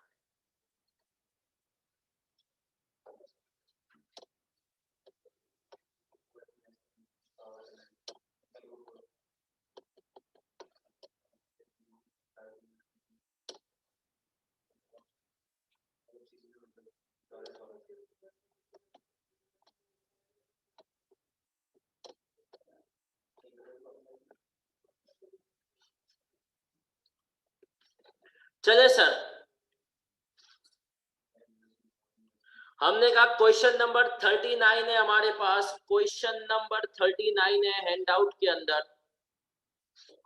नमाज ब्रेक के बाद हमने डॉक्यूमेंट किया उसामा एहसानी अदर कंडीशंस वाली चीज जो बोर्ड पे आपको नजर आ रही है। अदर कंडीशंस वाली चीज थी यूनिलीवर की जो एग्जांपल थी 5 डेल आउट वाली, उसको बच्चे डॉक्टर। क्वेश्चन नंबर 39 है मेरा बच्चा। Following information relates to company L for the साल ended 31 December year 5। Number of ordinary shares in issue कितने थे? 5 million. Question number 39। Reported earnings in the year ₹15 million. Average market price of shares during the year कितनी थी? 80। Potential ordinary shares options हमने कहा थे हमारे पास 6 lakh options with an exercise price of ₹60 था। ठीक है, मतलब 6 लाख शेयर ऑप्शंस थे कि एक ऑप्शन के बदले एक शेयर। 4% कन्वर्टेबल बॉन्ड थे, ₹5 million each bond is convertible in year 10 into ordinary shares at the rate of 40 new shares for every 100 of bonds। 1,07% convertible preference share. Shri convertible preference share, सवाल है redeemable होंगे या irredeemable? Convertible preference share redeemable या irredeemable है sir?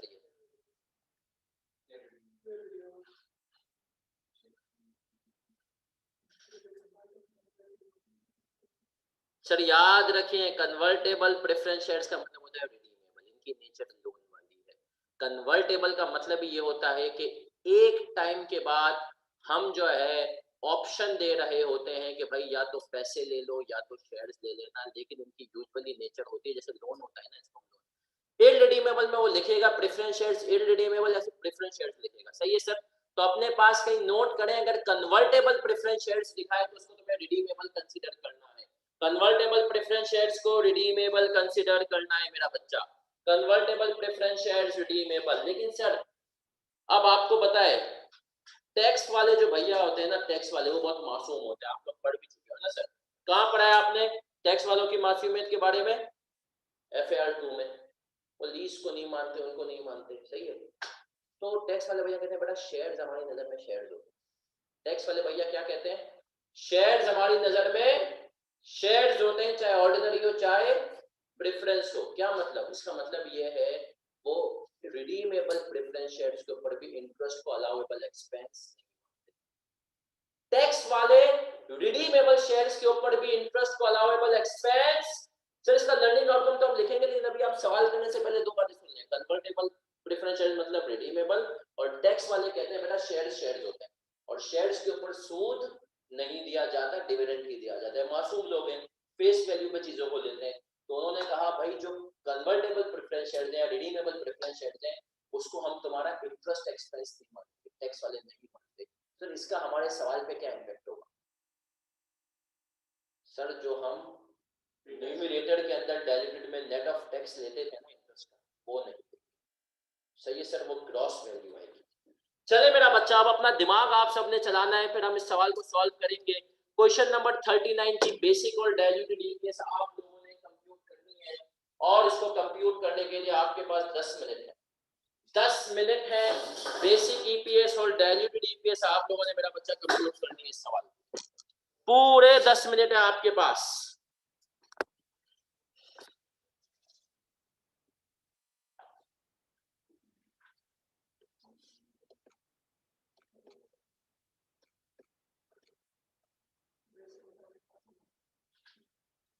Basic और diluted EPS.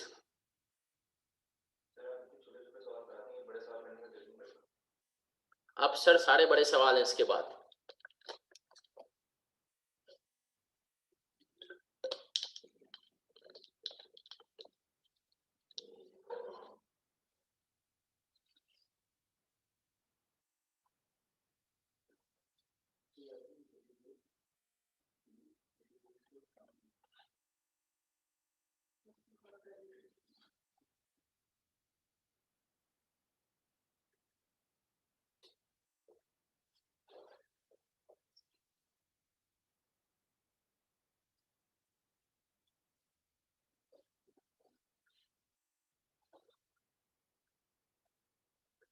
चले sir जल्दी मेरा बच्चा, जल्दी, बहुत जल्दी।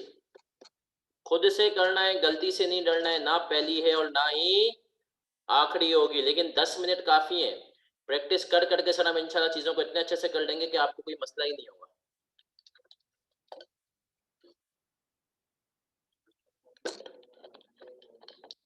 सर याद रखें वर्किंग्स वगैरह, तुम्हें याद हो कि ना याद हो, मुझे याद है। Things are simple, we make them difficult मेरा चंदा। 10 मिनट है, उनमें से 2 मिनट गुजर चुके हैं।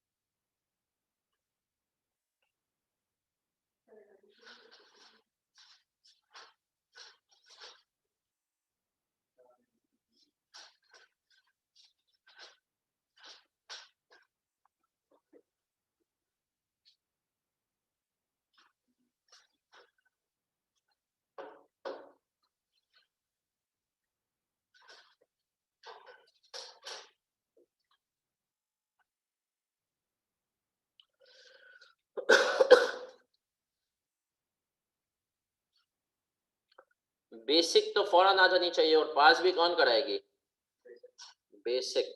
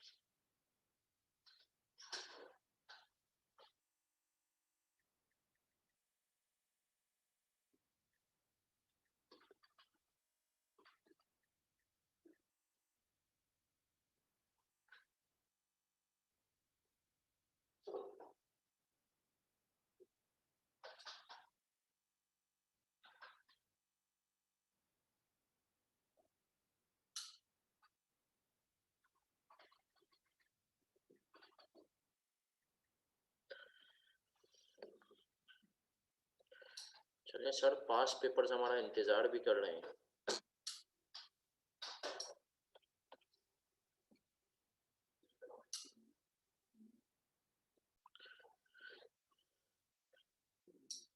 चले सर, डन और डन एंड डस्टेड।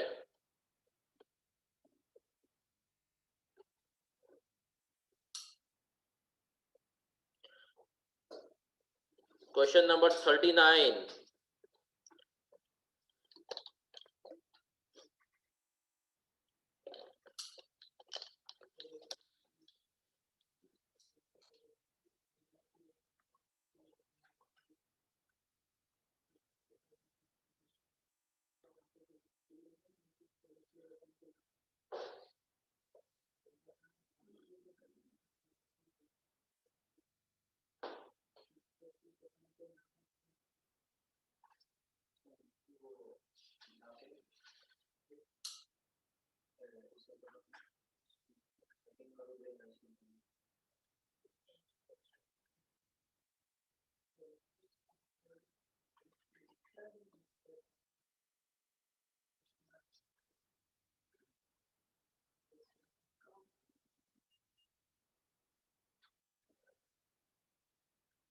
आया भाई किसी का आंसर?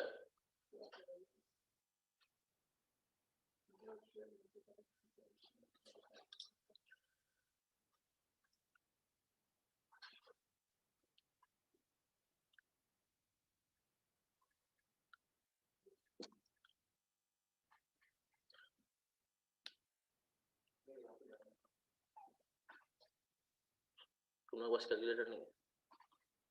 एक ही है।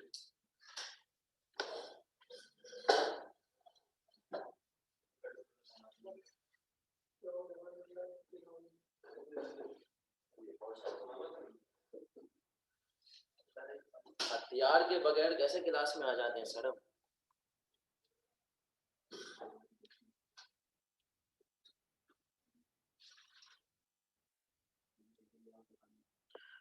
तो सर खैर मोबाइलों में कैलकुलेटेड है। आई किसी की डायल्यूटेड ईपीएस मेरा बच्चा?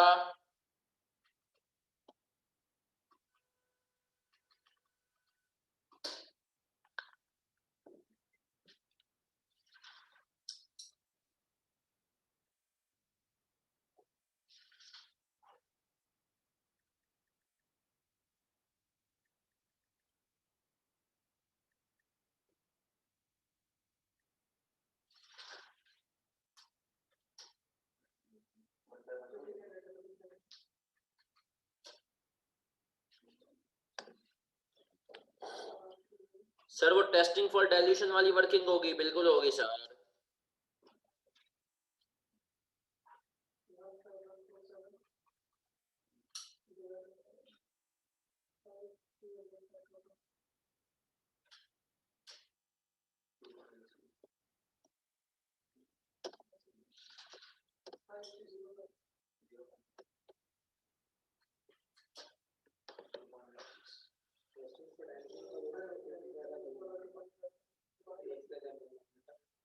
नहीं, एक से ज्यादा पोटेंशियल ऑर्डिनरी शेयर्स होंगे, तो यहाँ पे पोटेंशियल ऑर्डिनरी शेयर्स एक से ज्यादा है।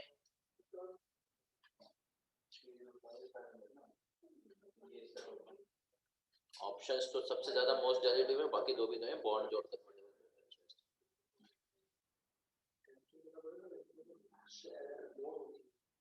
एक से ज्यादा पोटेंशियल ऑर्डिनरी शेयर्स हो। और देखा जाए तो यहाँ पे प्रेफरेंस शेयर्स भी तो एक तरह का लोन है भाई। चले सर समय समाप्त करें। क्यों ले रहे हैं इतना टाइम आप लोग? सीरियस सर, क्या तो रिवाइज नहीं होगी ना? मैं ऑप्शंस भूल तो नहीं गए? हम हथियार नहीं है सर। वो रैंकिंग वाला पार्ट बड़ा सिंपल है सर, इंडिविजुअल बेसिस पे आपको निकालना। कितनी आ रही है डाइल्यूटेड? 2.85।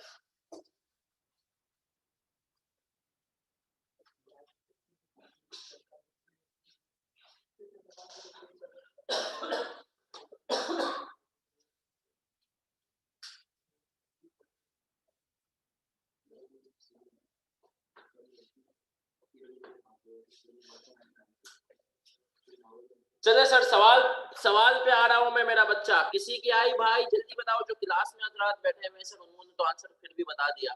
आप हजरात मेरा चंदा किसी following information relates to company L for the साल ended 31 December year 5, number of shares in issue और ऑर्डिनरी रिपोर्टेड अर्निंग्स हमने बता दिया, और हमें बता दिया average market price of share during the year. ठीक है, ऑप्शंस थे 6 lakh with exercise price of 60, 4% convertible bond थे rupees 5 million, each bond is convertible in year 10 into ordinary shares at the rate of 40 new shares for every rupees 100 of bonds, 40। ठीक है जी, नए share मिलेंगे हर 100 रुपए के ऊपर। लाख 1,07% कन्वर्टेबल प्रेफरेंस शेयर से हमारे पास। ठीक है जी, और हमने कहा each share is convertible in year 9 into ordinary shares at the rate of 1 ordinary share for every 20 preference shares। एक ऑर्डिनरी शेयर मिलेगा हर 20, मतलब कितने नए प्रेफरेंस शेयर जाएंगे? 20,000, है ना सर। फॉर हर हमने कह दिया हर 20 के ऊपर 5 के ऊपर 5, तो हमने कहा 1 लाख डिवाइडेड बाय हम कर देंगे 20 के ऊपर, तो हमने कहा ये हो जाएंगे। और टैक्स रेट का 30% calculate basic and diluted earning per share. चले भाई, किसी ने निकाली? कितनी आ रही है बेसिक? तो बहुत सिंपल है, कितनी आ रही है भाई बेसिक? 3 और डाइल्यूटेड 2.85। भाई 3 और 2.85, किसी का 2.85 के अलावा कोई आंसर है? चलिए सर, अब आंसर का तरीका देखें, मेरा बच्चा आंसर का तरीका। उम्मत एक पेज पे नहीं है, इख्तिलाफ उम्मत है। चले मेरा बच्चा, सबकी तवज्जो बोर्ड पे, सबने बोर्ड की तरफ देखना है, और आपने जो है सर इसका आंसर देखें। आंसर का एक तरीका, सबसे पहले तो बेसिक ईपीएस को निकाल के करोगे साइड में। आपने कहा सर फॉर्मेट, अब देख लें, जब हम पास्ट पेपर्स के सवाल अब करेंगे तो हमारा फॉर्मेट यही होगा, profit attributable, weighted average shares और ईपीएस। अगर इनकी वर्किंग होगी तो हम अलग से कर रहे होंगे। तो हमने कहा बेसिक पे आए, प्रॉफिट एट्रीब्यूटेबल कितना था भाई? 15 मिलियन। वेटेड एवरेज शेयर्स कितने थे? 5 मिलियन। Sir EPS 3। ठीक है सर, अब हम मजीद आगे बढ़े। हमने कहा सर डाइल्यूटेड की वर्किंग के लिए हमें वर्किंग करनी पड़ेगी, टेस्टिंग ऑफ डाइल्यूशन। उसका फॉर्मेट किसी को याद है? हमने कहा लोन, या आपने कह दिया पोटेंशियल ऑर्डिनरी शेयर्स, क्योंकि उस सवाल में खाली जो हमने पहला सवाल किया था लोन था, यहाँ पे हम पोटेंशियल ऑर्डिनरी शेयर की टाइप बता देंगे कौन सा। Impact on numerator, impact on denominator,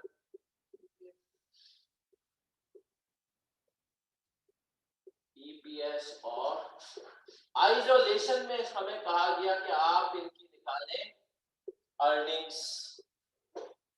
isolation में हमने कहा ठीक है भैया, आइसोलेशन में निकालेंगे। सबसे पहले हमने कहा हमें पता है ऑप्शन, है ना सर, क्योंकि ऑप्शंस का न्यूमरेटर पे इम्पैक्ट होगा नहीं सर।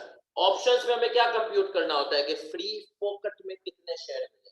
सही है सर, तो हमने कहा भाई फ्री फोकट में कितने शेयर मिले ऑप्शंस के केस में। हाँ सर, एक फॉर्मूला हमने पढ़ा था ना कि number of shares under option minus number of shares into number of shares minus number of shares into exercise price divided by.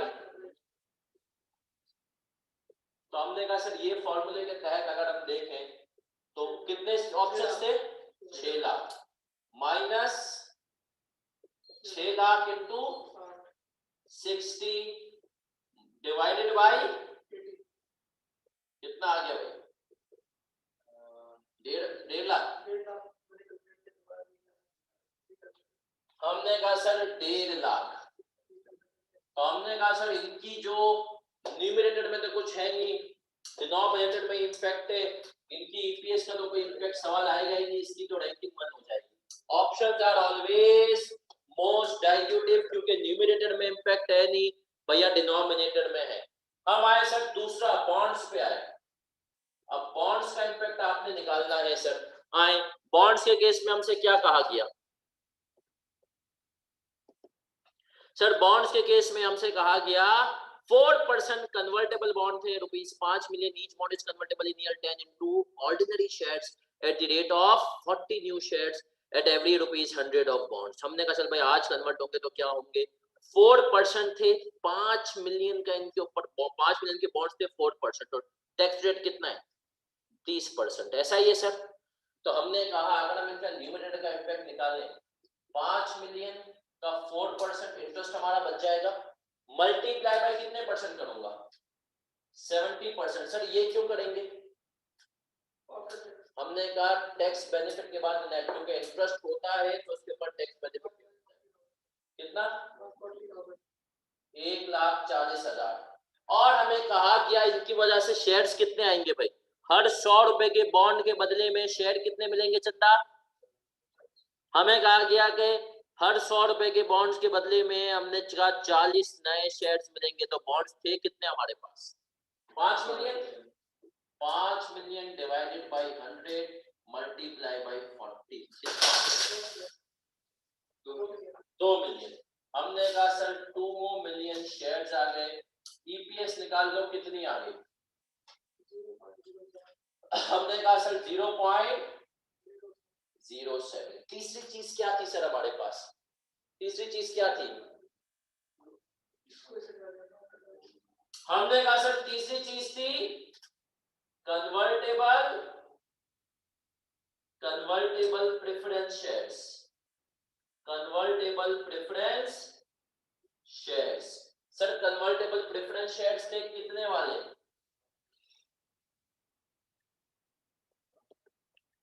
Convertible preference shares के बारे में कह रहा है कि आपके पास हमारे पास सर कितने वाले शेयर्स थे, 1 लाख जो है प्रेफरेंस शेयर्स थे, 7% convertible preference share of ₹10 each.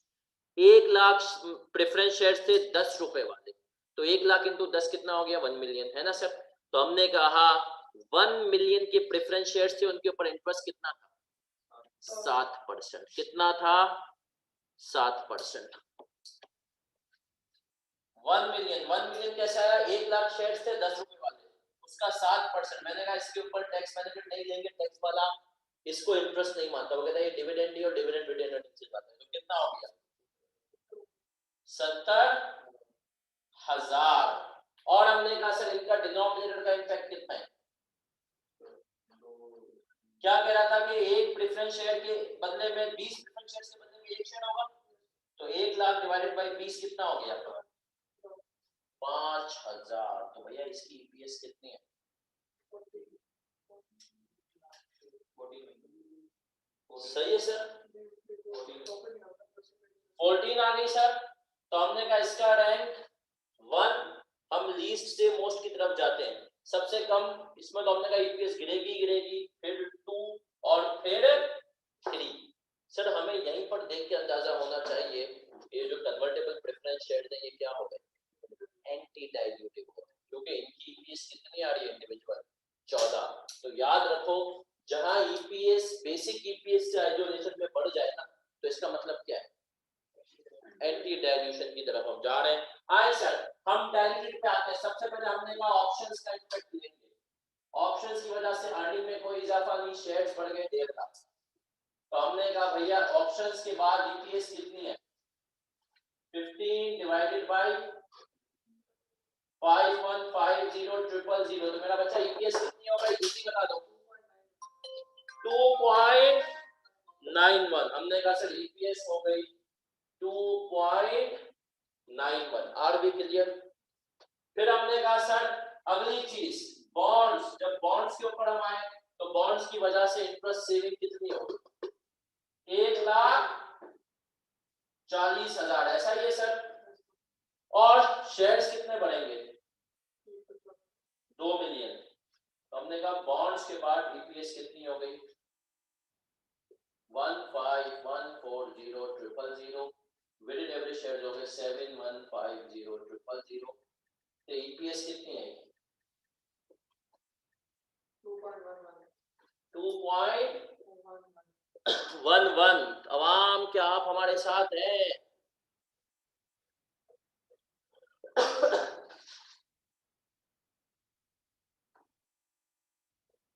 चले सर बढ़े आगे। सर हम आ गए तीसरी चीज, आखिरी चीज क्या थी? Preference shares.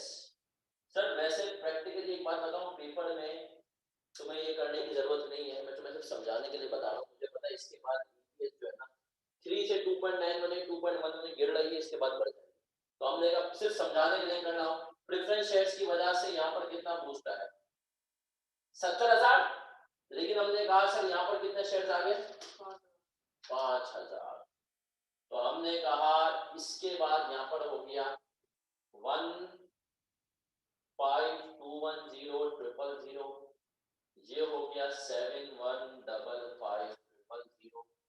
सर ईपीएस कितनी आ गई 2.12। तो हमने कहा सर इसका मतलब क्या है, ईपीएस कम होती हुई बढ़ गई है ना सर। अगर कम होते होते ईपीएस बढ़ जाए तो ये जो शेयर्स हैं ये कन्वर्टेबल नॉन क्या है, एंटी डाइल्यूटिव। भैया इसको नहीं लो, आप अपना आंसर यहीं तक लिखो, ये आपकी डाइल्यूटेड ईपीएस होगी। क्या हम क्लियर है बच्चों? तो लिख दो सीसी।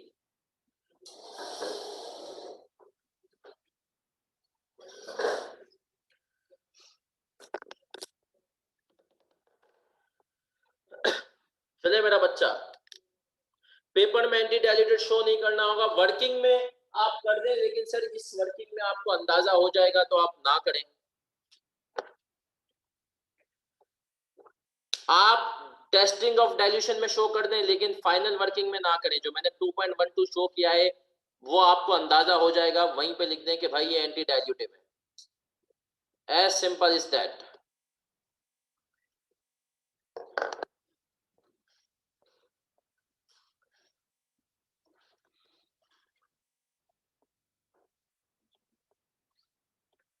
कर लिया कॉपी, बढ़े आगे।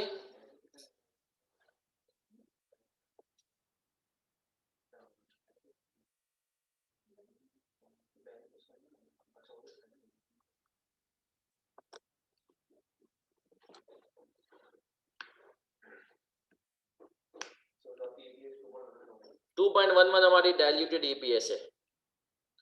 2.11 इज डाइल्यूटेड ईपीएस।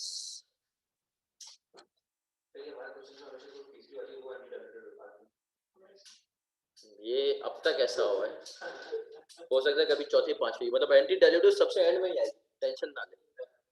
नहीं मतलब रैंकिंग वाइज हो सकता है इस वर्किंग में कहीं भी हम रैंकिंग करें, लेकिन जो सबसे एंड में ही हम ऐड करेंगे जिसकी ईपीएस कम हो रही है, फिर वो एकदम से ईपीएस को बढ़ा देगा। तो सर इस सवाल को कर लिया कॉपी, तो लिख दो यस सर, फिर मैं आगे बढ़ूंगा, रिकॉर्ड सवाल आपको कराऊंगा मेरा बच्चा।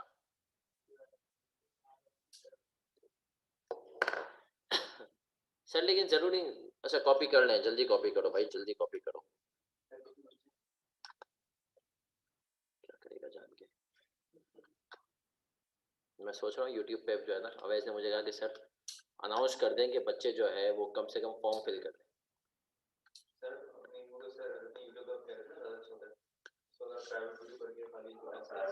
नहीं वैसे केनेस का जो पोर्टल है ना नया, वो एक्चुअल में पीछे यूट्यूब है।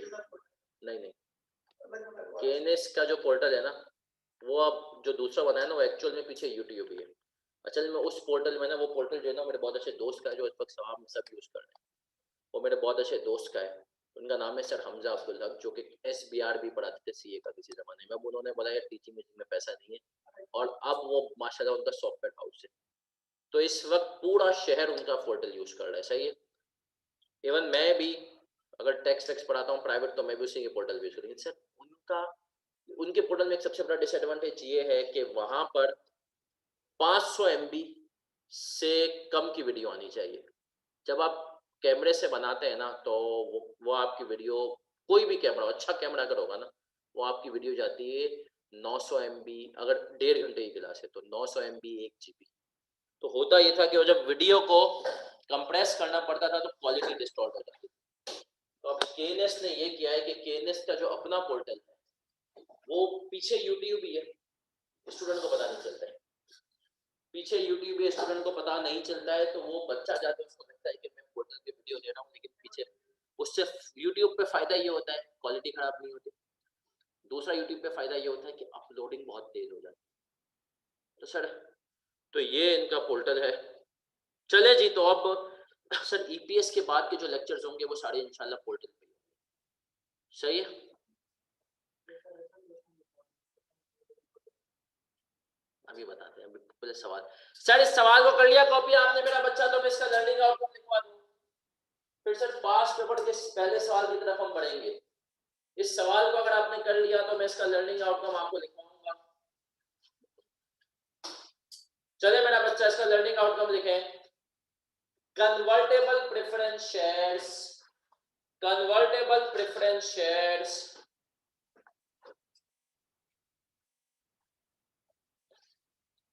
convertible preference shares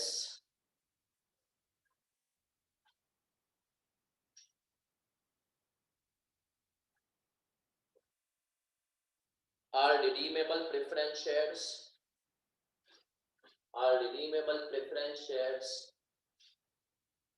ये लर्निंग आउटकम नंबर 1 था। कन्वर्टेबल प्रेफरेंस शेयर्स का जहां जहां लिखा होगा वो रिडीमेबल प्रेफरेंस शेयर्स होंगे। लर्निंग आउटकम नंबर 2 लिखें, लर्निंग आउटकम नंबर 2 लिखें। Tax authorities, tax authorities do not distinguish between redeemable and irredeemable preference shares, do not distinguish between redeemable and irredeemable preference shares, hence no tax benefit, hence no tax benefit on interest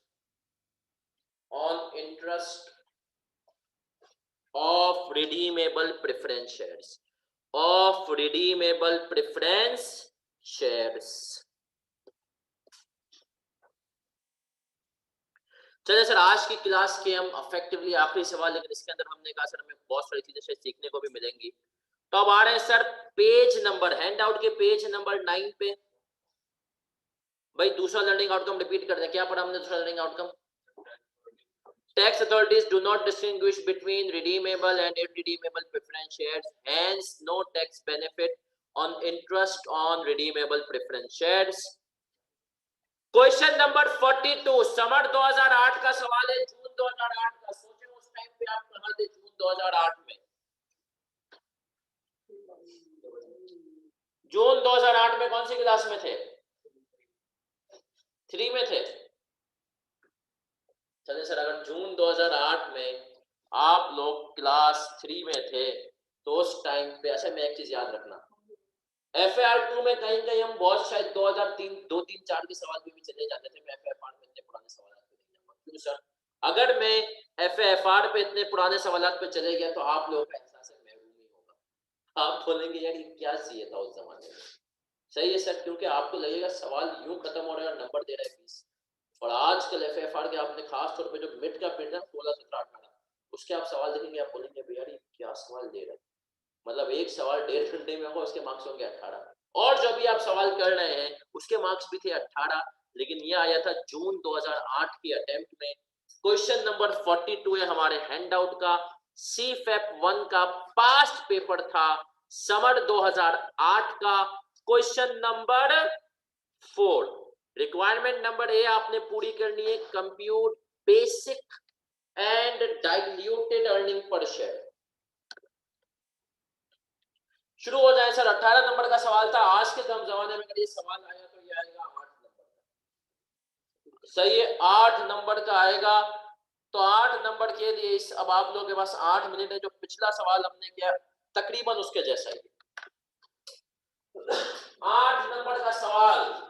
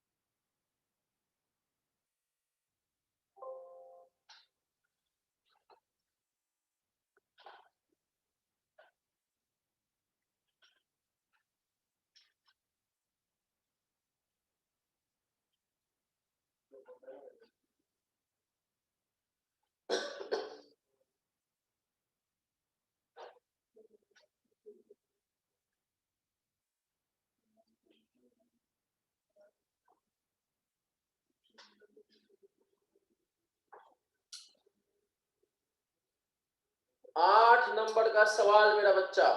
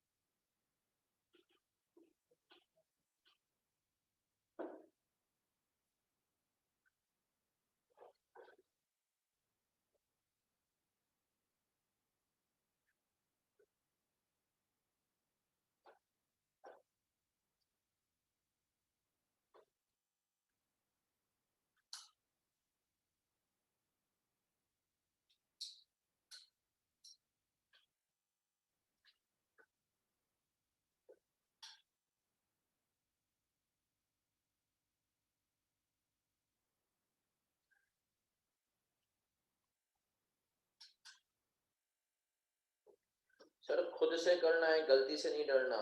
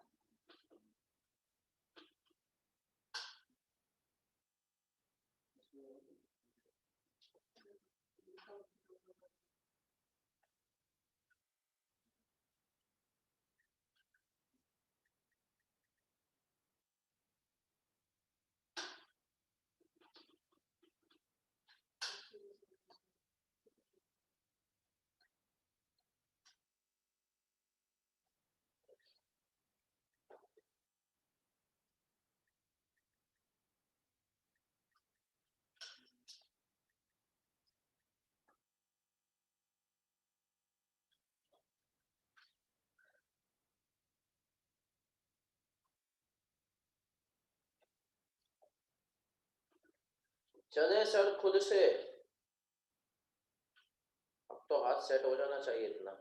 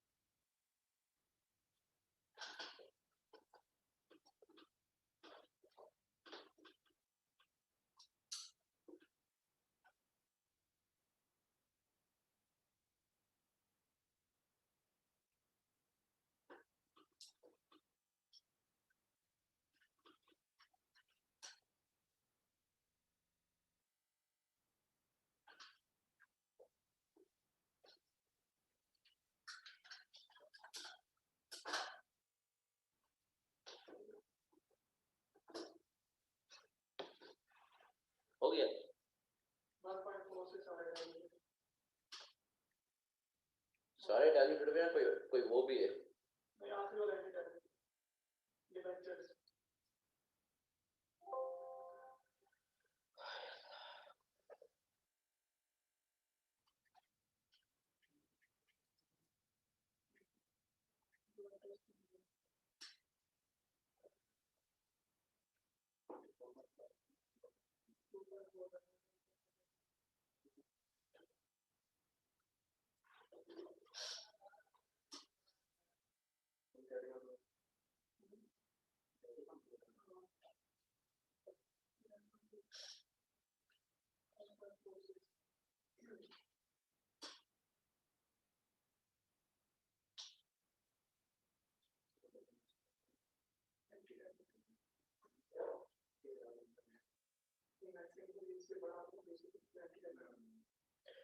कितनी है EPS भाई?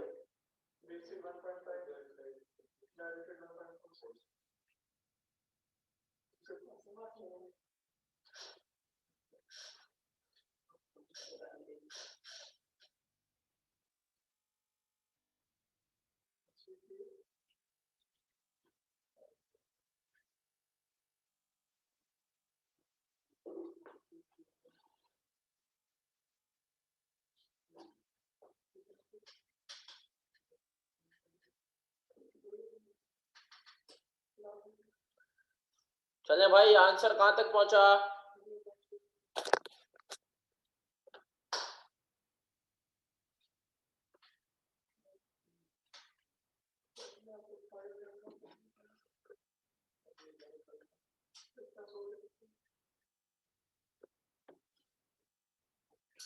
Options हमेशा क्या होंगे sir? Most dilutive.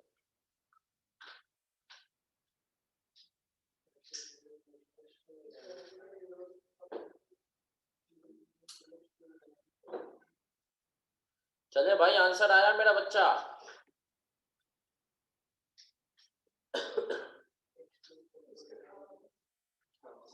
नहीं, इसका disclosure भी है, लेकिन वो भी तुम लोग दोगे, तुम लोग बोलोगे अबे यार सर। सही, 2008 की बात है, जब तुम लोग तीसरी क्लास में थे। जो जो तुम लोग बड़े होते जा रहे हो, जिंदगी में चीजें हम इसके रिसेंट सवाल भी करेंगे। और आप तो देखिए सर ये उस जमाने की बात है सर। आपकी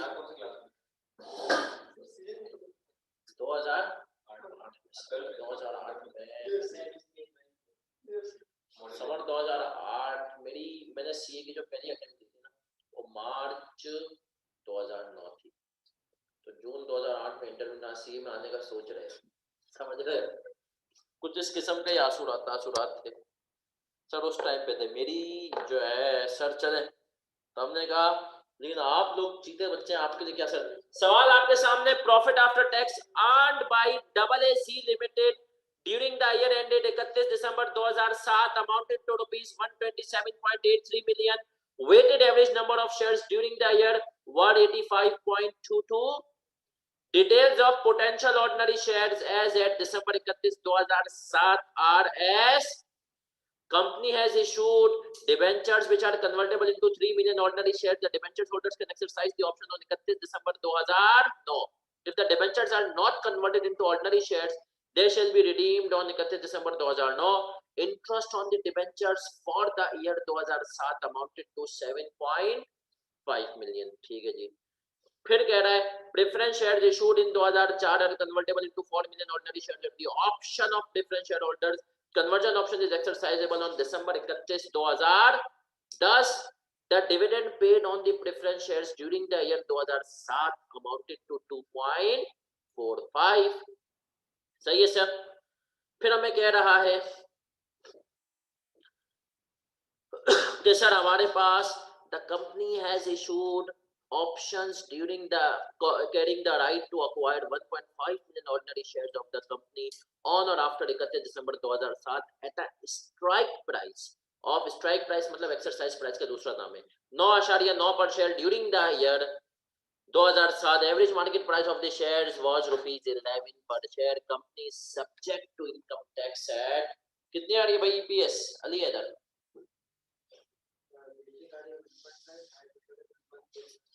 1.4। चले मेरा बच्चा, सबकी तवज्जो बोर्ड पे। सबसे पहला काम, सवाल कुछ भी हो हम सब क्या करेंगे सर, बेसिक ईपीएस, क्योंकि हमें पास कौन कराएगा, बेसिक ईपीएस। चले सर, हमने कहा बेसिक ईपीएस की वर्किंग पे आए। वेटेड एवरेज शेयर्स कितने, एग्जामिनर देखें उस टाइम पे कितना स्वीट था, बेसिक के अंदर शरारत ही नहीं करना, कोई भी शेयर इशू वेटेड एवरेज तुझे निकाल करके दे रहा है 127.83 और 85.22, 127.83 और 85.22, ईपीएस कितनी आ गई, बेसिक 1.5 थी।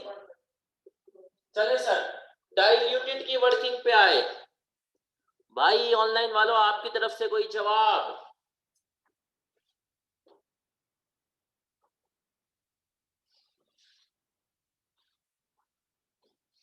सर डाइल्यूटेड की वर्किंग पे आए।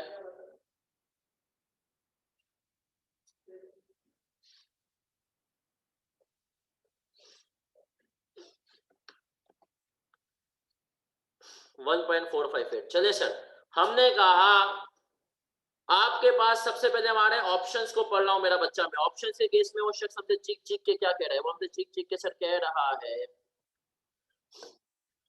the company has issued options carrying the right to acquire 1.5 million ordinary shares of the company on or after 31 December 2007 at a strike price of 9.9 per share during the year 2007 average market price of the shares was rupees 11 per share। कितनी थी भैया, 11 पर share थी। तो हमने कहा number of free shares आपने निकाल देने हैं, कितने शेयर ऑप्शंस थे भैया, 1.5 मिलियन ना, 1.5 मिलियन,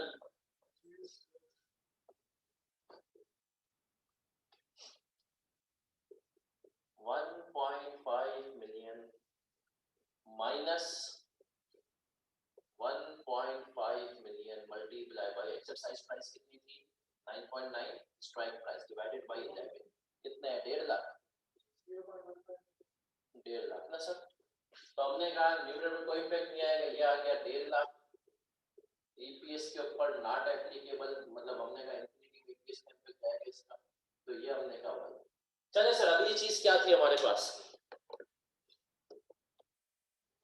सर अगली चीज थी preference shares issued in 2004 convertible into 4 million ordinary shares at the option of the preference share holders, conversion on thus the dividend paid on the preference share during 2007 amounted to 2.45। तो हमने कहा जी, बल्कि हम चले sir उल्टा चल के, तुमने प्रेफरेंस शेयर्स के ऊपर आए, डिविडेंड कितना पे किया गया 2 पॉइंट, और इनका ये कितने पे कन्वर्टेबल थे 4 मिलियन ऑर्डिनरी शेयर्स के ऊपर। सर इतना स्वीट हो गया, उसने ना डिविडेंड कंप्यूट करवाया ना तो उसे ऑर्डिनरी शेयर्स कंप्यूट करवाया, इसने कहा चल भाई फ्री के मार्क्स दे देगा।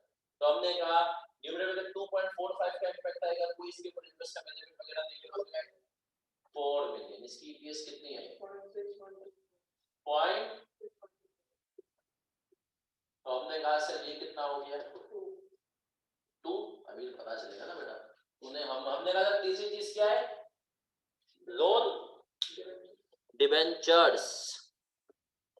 सर डिबेंचर्स कितने के मेरा चंदा, company issued debentures which are convertible into 3 million ordinary shares, ये भी बता दिया, और वो अपना option 31 December the debentures are not converted into ordinary share there shall be redeem interest on the debentures for the year 2007 amounted to 7.5 million. तो हमने कहा सर डिबेंचर्स पे आए,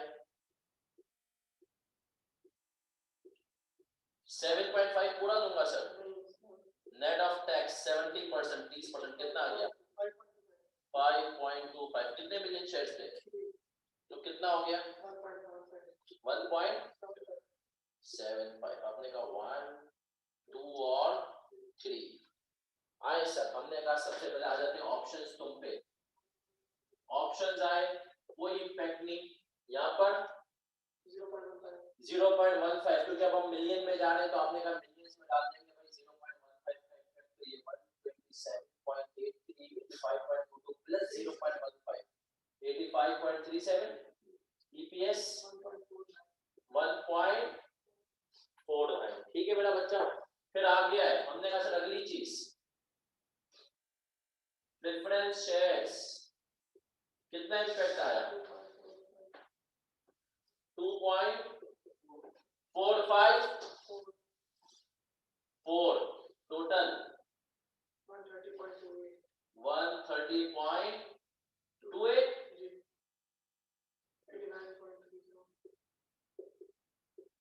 EPS 1.457।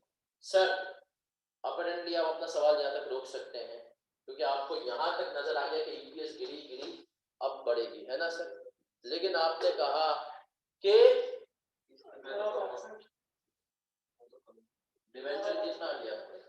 18 मार्क्स तो जस्टिफाई करना है सर, कुछ तो बताए ना एग्जाम में, बोले भाई तो जो है सर अब ऐसा सवाल 8 नंबर का भी आ जाए तो लोग नसीब था क्यों सर? सीए में 92.37 ये कितना हो गया? ईपीएस कितनी है? 1.4। हमने कहा चल भाई यहाँ पे रुक जाएंगे, ये हो जाएगी डाइल्यूट। चले सर यहाँ तक किसी को कोई भी इशू इसके नोट्स पे बना लें, या भी 18 मार्क्स से 2 पार्ट से, बेटा तुम लोग समझते हो पहले सीए लॉलीपॉप था, इसका दूसरा पार्ट है जो कि है डिस्क्लोजर भी। बताओ दूसरे पार्ट में क्या कह रहा है? डिस्क्लोजर भी। अब सर इसका डिस्क्लोजर भी बहुत सिंपल, मैं आपको इसकी पूरी प्रेजेंटेशन बताऊंगा कि किस तरीके से फाइनेंशियल स्टेटमेंट्स में ये प्रेजेंट होते हैं। यहां तक किसी को कोई भी इशू तो भाई बता दो, नहीं तो लिख दो सीसी, सीसी लिख दो।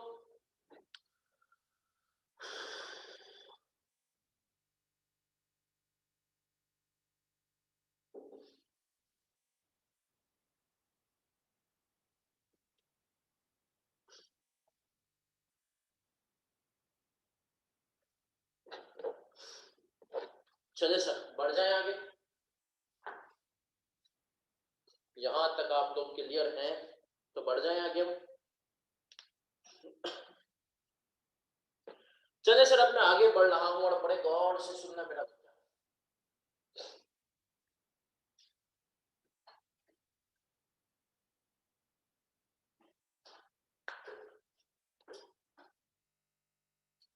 चले सर अब आगे बढ़े, इसका जो डिस्क्लोजर है ना, वो सिर्फ मैं आपको इसकी पूरी प्रेजेंटेशन बताता हूँ। आप कंपनी की फाइनेंशियल स्टेटमेंट में मैं टेस्टिंग वाली बटन को मिटा रहा हूँ, कॉपी तो नहीं करनी किसी को, आप सीधे बस में पढ़ जाएंगे, मिटा दो।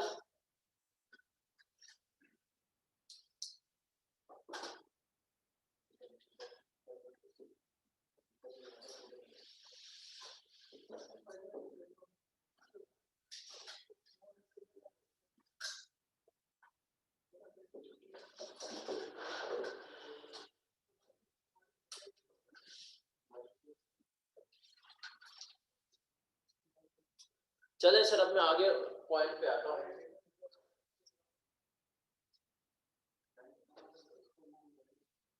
सबकी तवज्जो बोर्ड पे भैया, हमने कहा जब आप प्रॉफिट एंड लॉस बनाते हैं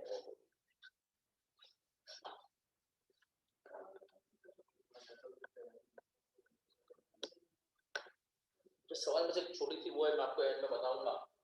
इसका सवाल दूसरी डायरेक्शन में भी जा सकता था, वो कैसे जाता वो मैं आपको बताऊंगा।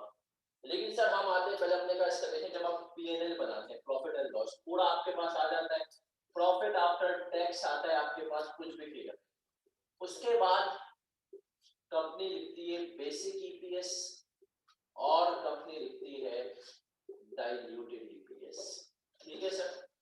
अच्छा बेसिक ईपीएस जो है वो कितनी आई हमारी? 1.5। डाइल्यूटेड कितनी आई? 45746। सही है सर? और कंपनी इसके आगे इसका लिख देती है नोट नंबर 40 और नोट नंबर 41। सही है सर? अगर कंपनी की डाइल्यूटेड ईपीएस है ही नहीं तो कंपनी में लिखती है बेसिक एंड डाइल्यूटेड ईपीएस, एक ही लाइन नोट में लिख देती है। सही है सर? ये आखिरी नोट होता है, शेयर होल्डर सबसे पहले जाता है और ये पर्चा देख लेता है। चलिए सर अब सुनिएगा, अब सुनिएगा, और अब सबकी तवज्जो बोर्ड की तरफ होगी मेरा बच्चा। इसका जो डिस्क्लोजर होता है, आपने नोट नंबर 40 पे जाएंगे, अगर उसमें लिखा होगा बेसिक ईपीएस, ठीक है सर। और फिर आप उसमें लिखेंगे, देखेंगे profit attributable to ordinary share holders, सही है सर। अगर बेसिक में कोई शरारत होगी, किसी कोई प्रेफरेंस शेयर्स वगैरह का आपको माइनस करना होगा डिविडेंड, तो उसको आप माइनस करके बता देंगे नेट फिगर। अगर कोई शरारत नहीं है, डायरेक्ट है, तो आपने डायरेक्ट ये फिगर लिखी, कितनी आ गई भाई ये 127.83, ठीक है सर। फिर आपने कहा अच्छा, फिर हमने कहा वेटेड एवरेज शेयर्स जो कि निकलेंगे कितने हैं 85.22। तो सर फिर आपके पास जो अगली फिगर आएगी वो आएगी बेसिक ईपीएस, कितनी आपकी 1.5, ये आपका हो गया बेसिक ईपीएस का नोट। फिर आएंगे आप डाइल्यूटेड ईपीएस पे 40.1, यहां पर आप लिखेंगे adjusted profit attributable to ordinary share holders, कितना आ गया था भैया एडजस्टेड, कौन सा उठाएंगे तो हमने कहा 130.28। फिर हमने कहा वेटेड एवरेज शेयर्स कितने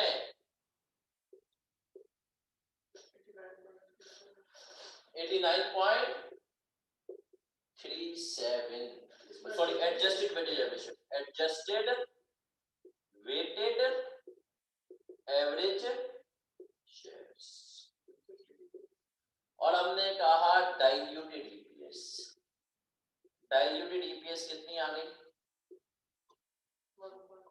सर, ये आपका हो गया नॉर्मल नोट। यहां तक कॉपी करें, इसके बाद हम कुछ चीजें लिखेंगे डिस्क्रिप्शन, इसके बाद हम कुछ चीजें लिखेंगे, इसकी एक 1 लाइन डिस्क्रिप्शन होगी।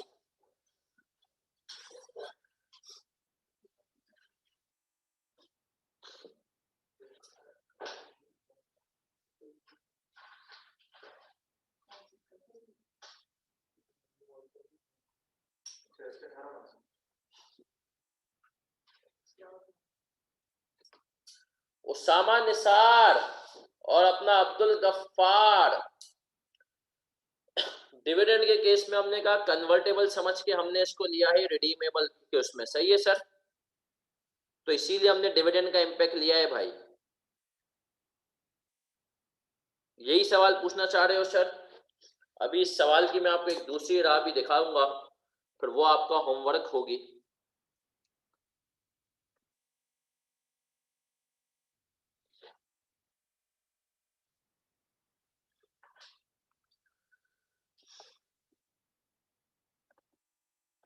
ये कॉपी करें सर, फिर हम आएंगे।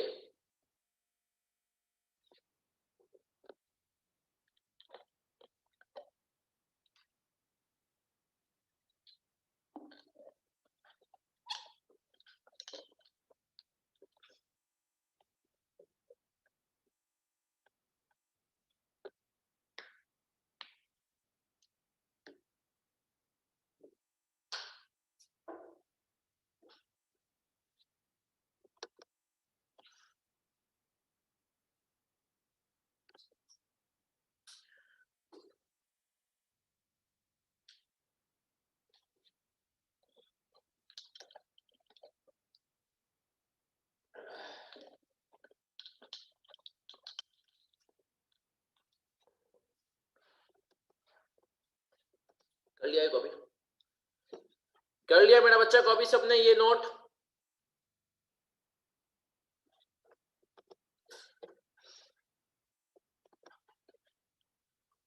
जल्दी कॉपी कर ले भाई।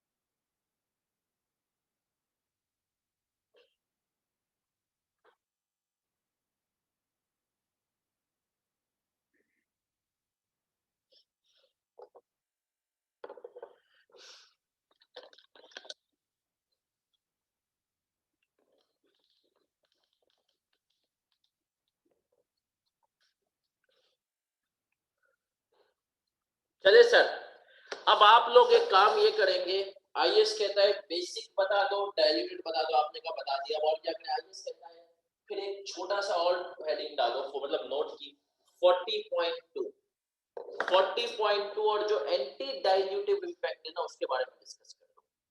सही है, 40.2 पे डालो हेडिंग और लिखो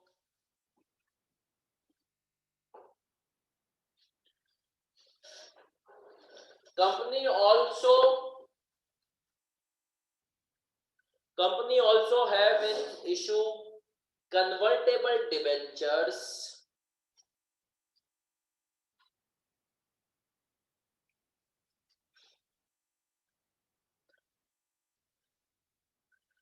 but their impact is anti-dilutive,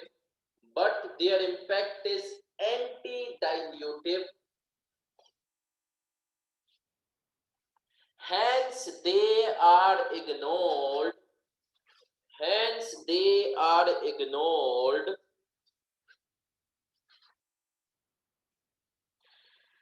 in the computation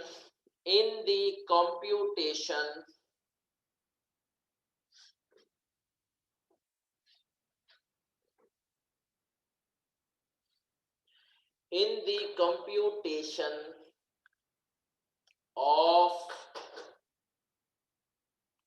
diluted EPS। ठीक है सर, तो ये आपने बताना है कि जो एंटी डाइल्यूटिव अनासिर है। सर अब एक आखिरी चीज डिस्कस करना चाहूंगा हैंडआउट से। सर प्रेफरेंस शेयर्स में जो है ना, इसमें शुरू से एक फट्टा है। सर प्रेफरेंस शेयर्स अगर कोई कंपनी इशू करती है ना, तो उसके केस में कंफर्म होता है कि रिडीमेबल है या रिडीमेबल है। सवाल की वर्डिंग से हमने कहा हमेशा से एक फट्टा रहा हुआ है। सर सुनिएगा, इधर आए, हमने कहा सर सवाल की वर्डिंग से एक फट्टा रहा है कि हम इसको रिडीमेबल लें या इनरिडीमेबल लें। तो आए सर, अब मैं आपको पिछले सवाल की वर्डिंग्स पर भी लेकर जाऊंगा और इस सवाल की वर्डिंग्स पर भी लेकर जाऊंगा। पिछले सवाल जो हमने किया था, क्वेश्चन नंबर 39, मेरा बच्चा, बस क्लास ऑफ हो रही है, मुझे पता है आपको जाने की जल्दी है मेरा बच्चा, वैसे जवाब देना नहीं, ऑफ फौरन चिल्लाना है। 1,07% convertible preference shares of ₹10 each. Each preference share is convertible in year 9 into ordinary shares at the rate of 1 ordinary share for every 20 preference shares. Sir सुनिएगा, हमने कहा आईएएस कहता है, आईएएस तो इसके बारे में कुछ खास नहीं कहता, आईएएस कहता मतलब ये है कि अगर कन्वर्टेबल प्रेफरेंस शेयर जो आपके पास हो, कन्वर्जन का ऑप्शन सामने वाली पार्टी के पास ना हो। भाई आपने कहा कन्वर्टेबल प्रेफरेंस शेयर हम आपको दे रहे हैं, और वो कन्वर्टेबल प्रेफरेंस शेयर्स का सीन ये होगा कि 5 साल के बाद जो है ना आपको कन्वर्ट हो ही जाएंगे ये किसमें, ऑर्डिनरी शेयर्स के अंदर। ऑप्शन आपके पास सामने वाली पार्टी के पास अगर नहीं है तो फिर हम कन्वर्टेबल प्रेफरेंस शेयर्स को अज्यूम करेंगे रिडीमेबल। लेकिन अगर आप सामने वाली पार्टी को ऑप्शन दे रहे हो ना, तो तुम चाहो तो इसको कन्वर्ट कर सकते हो और चाहो तो यूं ही चलाते रहो, तो उसको फिर आप इररिडीमेबल करेंगे। सर ये तो पिछला सवाल हमने किया है ना, इसको मैंने आपको करवाया इसलिए कि मैंने कहा आपकी एक लैब बनी हुई थी, हमने इसको सॉल्व किया है कन्वर्टेबल प्रेफरेंस शेयर्स को रिडीमेबल समझते हुए। अब आपका होमवर्क पता है क्या है, आपको इस सवाल को घर से सॉल्व करना है कन्वर्टेबल शेयर प्रेफरेंस शेयर्स को इररिडीमेबल करते हुए। जब आप इररिडीमेबल अज्यूम करेंगे तो मुझे बताओ सवाल पे क्या फर्क पड़ेगा? नहीं सर, इररिडीमेबल का सवाल पे क्या फर्क पड़ेगा, जल्दी बता दो। सर बेसिक की कैलकुलेशन में उसको माइनस करोगे उनका डिविडेंड, और डाइल्यूटेड में नहीं करोगे। बेसिक में माइनस करोगे, डाइल्यूटेड में नहीं करोगे। जब कन्वर्टेबल वाला ऑप्शन होगा ना सर, तो बेसिक की 127 में से तुम माइनस कर दोगे 2 पॉइंट, उसको जब तुम इररिडीमेबल कंसीडर करोगे 2.45। ठीक है सर, और जब डाइल्यूटेड में आओगे तो उसको माइनस नहीं करोगे। तो सर ये वाला जब तुम गेम इफेक्ट देखोगे तो तुम्हारी बेसिक ईपीएस भी हिलेगी और डाइल्यूटेड भी चेंज होगी थोड़ी सी। ये आपका होमवर्क है, और सर अगली क्लास में हम जाएंगे स्टैंडर्ड की तरफ, और अब हम सर पास पेपर्स के सवालात आएंगे, और अब तक है ना हल्के फुल्के पास अब तो जब पास पेपर्स के सवालात है ना सबका लेवल बढ़ता जाएगा। अच्छा एक और इंपॉर्टेंट सर, कल क्लास नहीं होगी। सर कल क्लास क्यों नहीं होगी? सर खलील की कल क्लास है इंशाल्लाह। सही है सर। फिर हमने कहा कहा सर कब क्लास होगी सर, हफ्ते को इंशाल्लाह, हफ्ते को क्लास थोड़ी सी लंबी रखूंगा, 6:30 से रखूंगा, सही है, हफ्ते वाला दिन तो वापस करने को वैसे भी कुछ नहीं होगा। और सर फिर इसके बाद जो है ना मैं टाइम टेबल को थोड़ा मैनेज करूंगा, सही है सर। तो कल सर खलील की क्लास है, हफ्ते को अब हमारी क्लास होगी शाम में सर, और हफ्ते को हम इंशाल्लाह डिसाइड करेंगे गोइंग फॉरवर्ड अब हमारा, क्योंकि मैंने कहा ना शायद अगले 2 हफ्ते, और ये हफ्ता और अगला हफ्ता शायद मैं 2 क्लासेस आज देख सकते हो अगले, उसके बाद सर 4 क्लासेस शुरू हो जाएंगी हमारी, सही है इंशाल्लाह। और फिर आप ये समझें अगला टॉपिक सर कौन सा होगा, क्योंकि सर आप समझेंगे इंशाल्लाह इसके जब पास पेपर्स पाएंगे तो 3 से 4 क्लासों में इसके पास पेपर्स, 4 से बस 4 क्लासों में इसके पास पेपर्स खत्म है, और सर अगला टॉपिक होगा वो आपको बाद में बताएंगे। लीजेस, लीजेस पढ़ा देंगे या सोचेंगे आपको IFRS 9 सोच रहा हूँ, क्योंकि IFRS 9 यहाँ पे बहुत सारी पोर्टल के लिए आप फॉर्म फिल कर दें तो इंशाल्लाह आपको एक्सेस मिलेगा।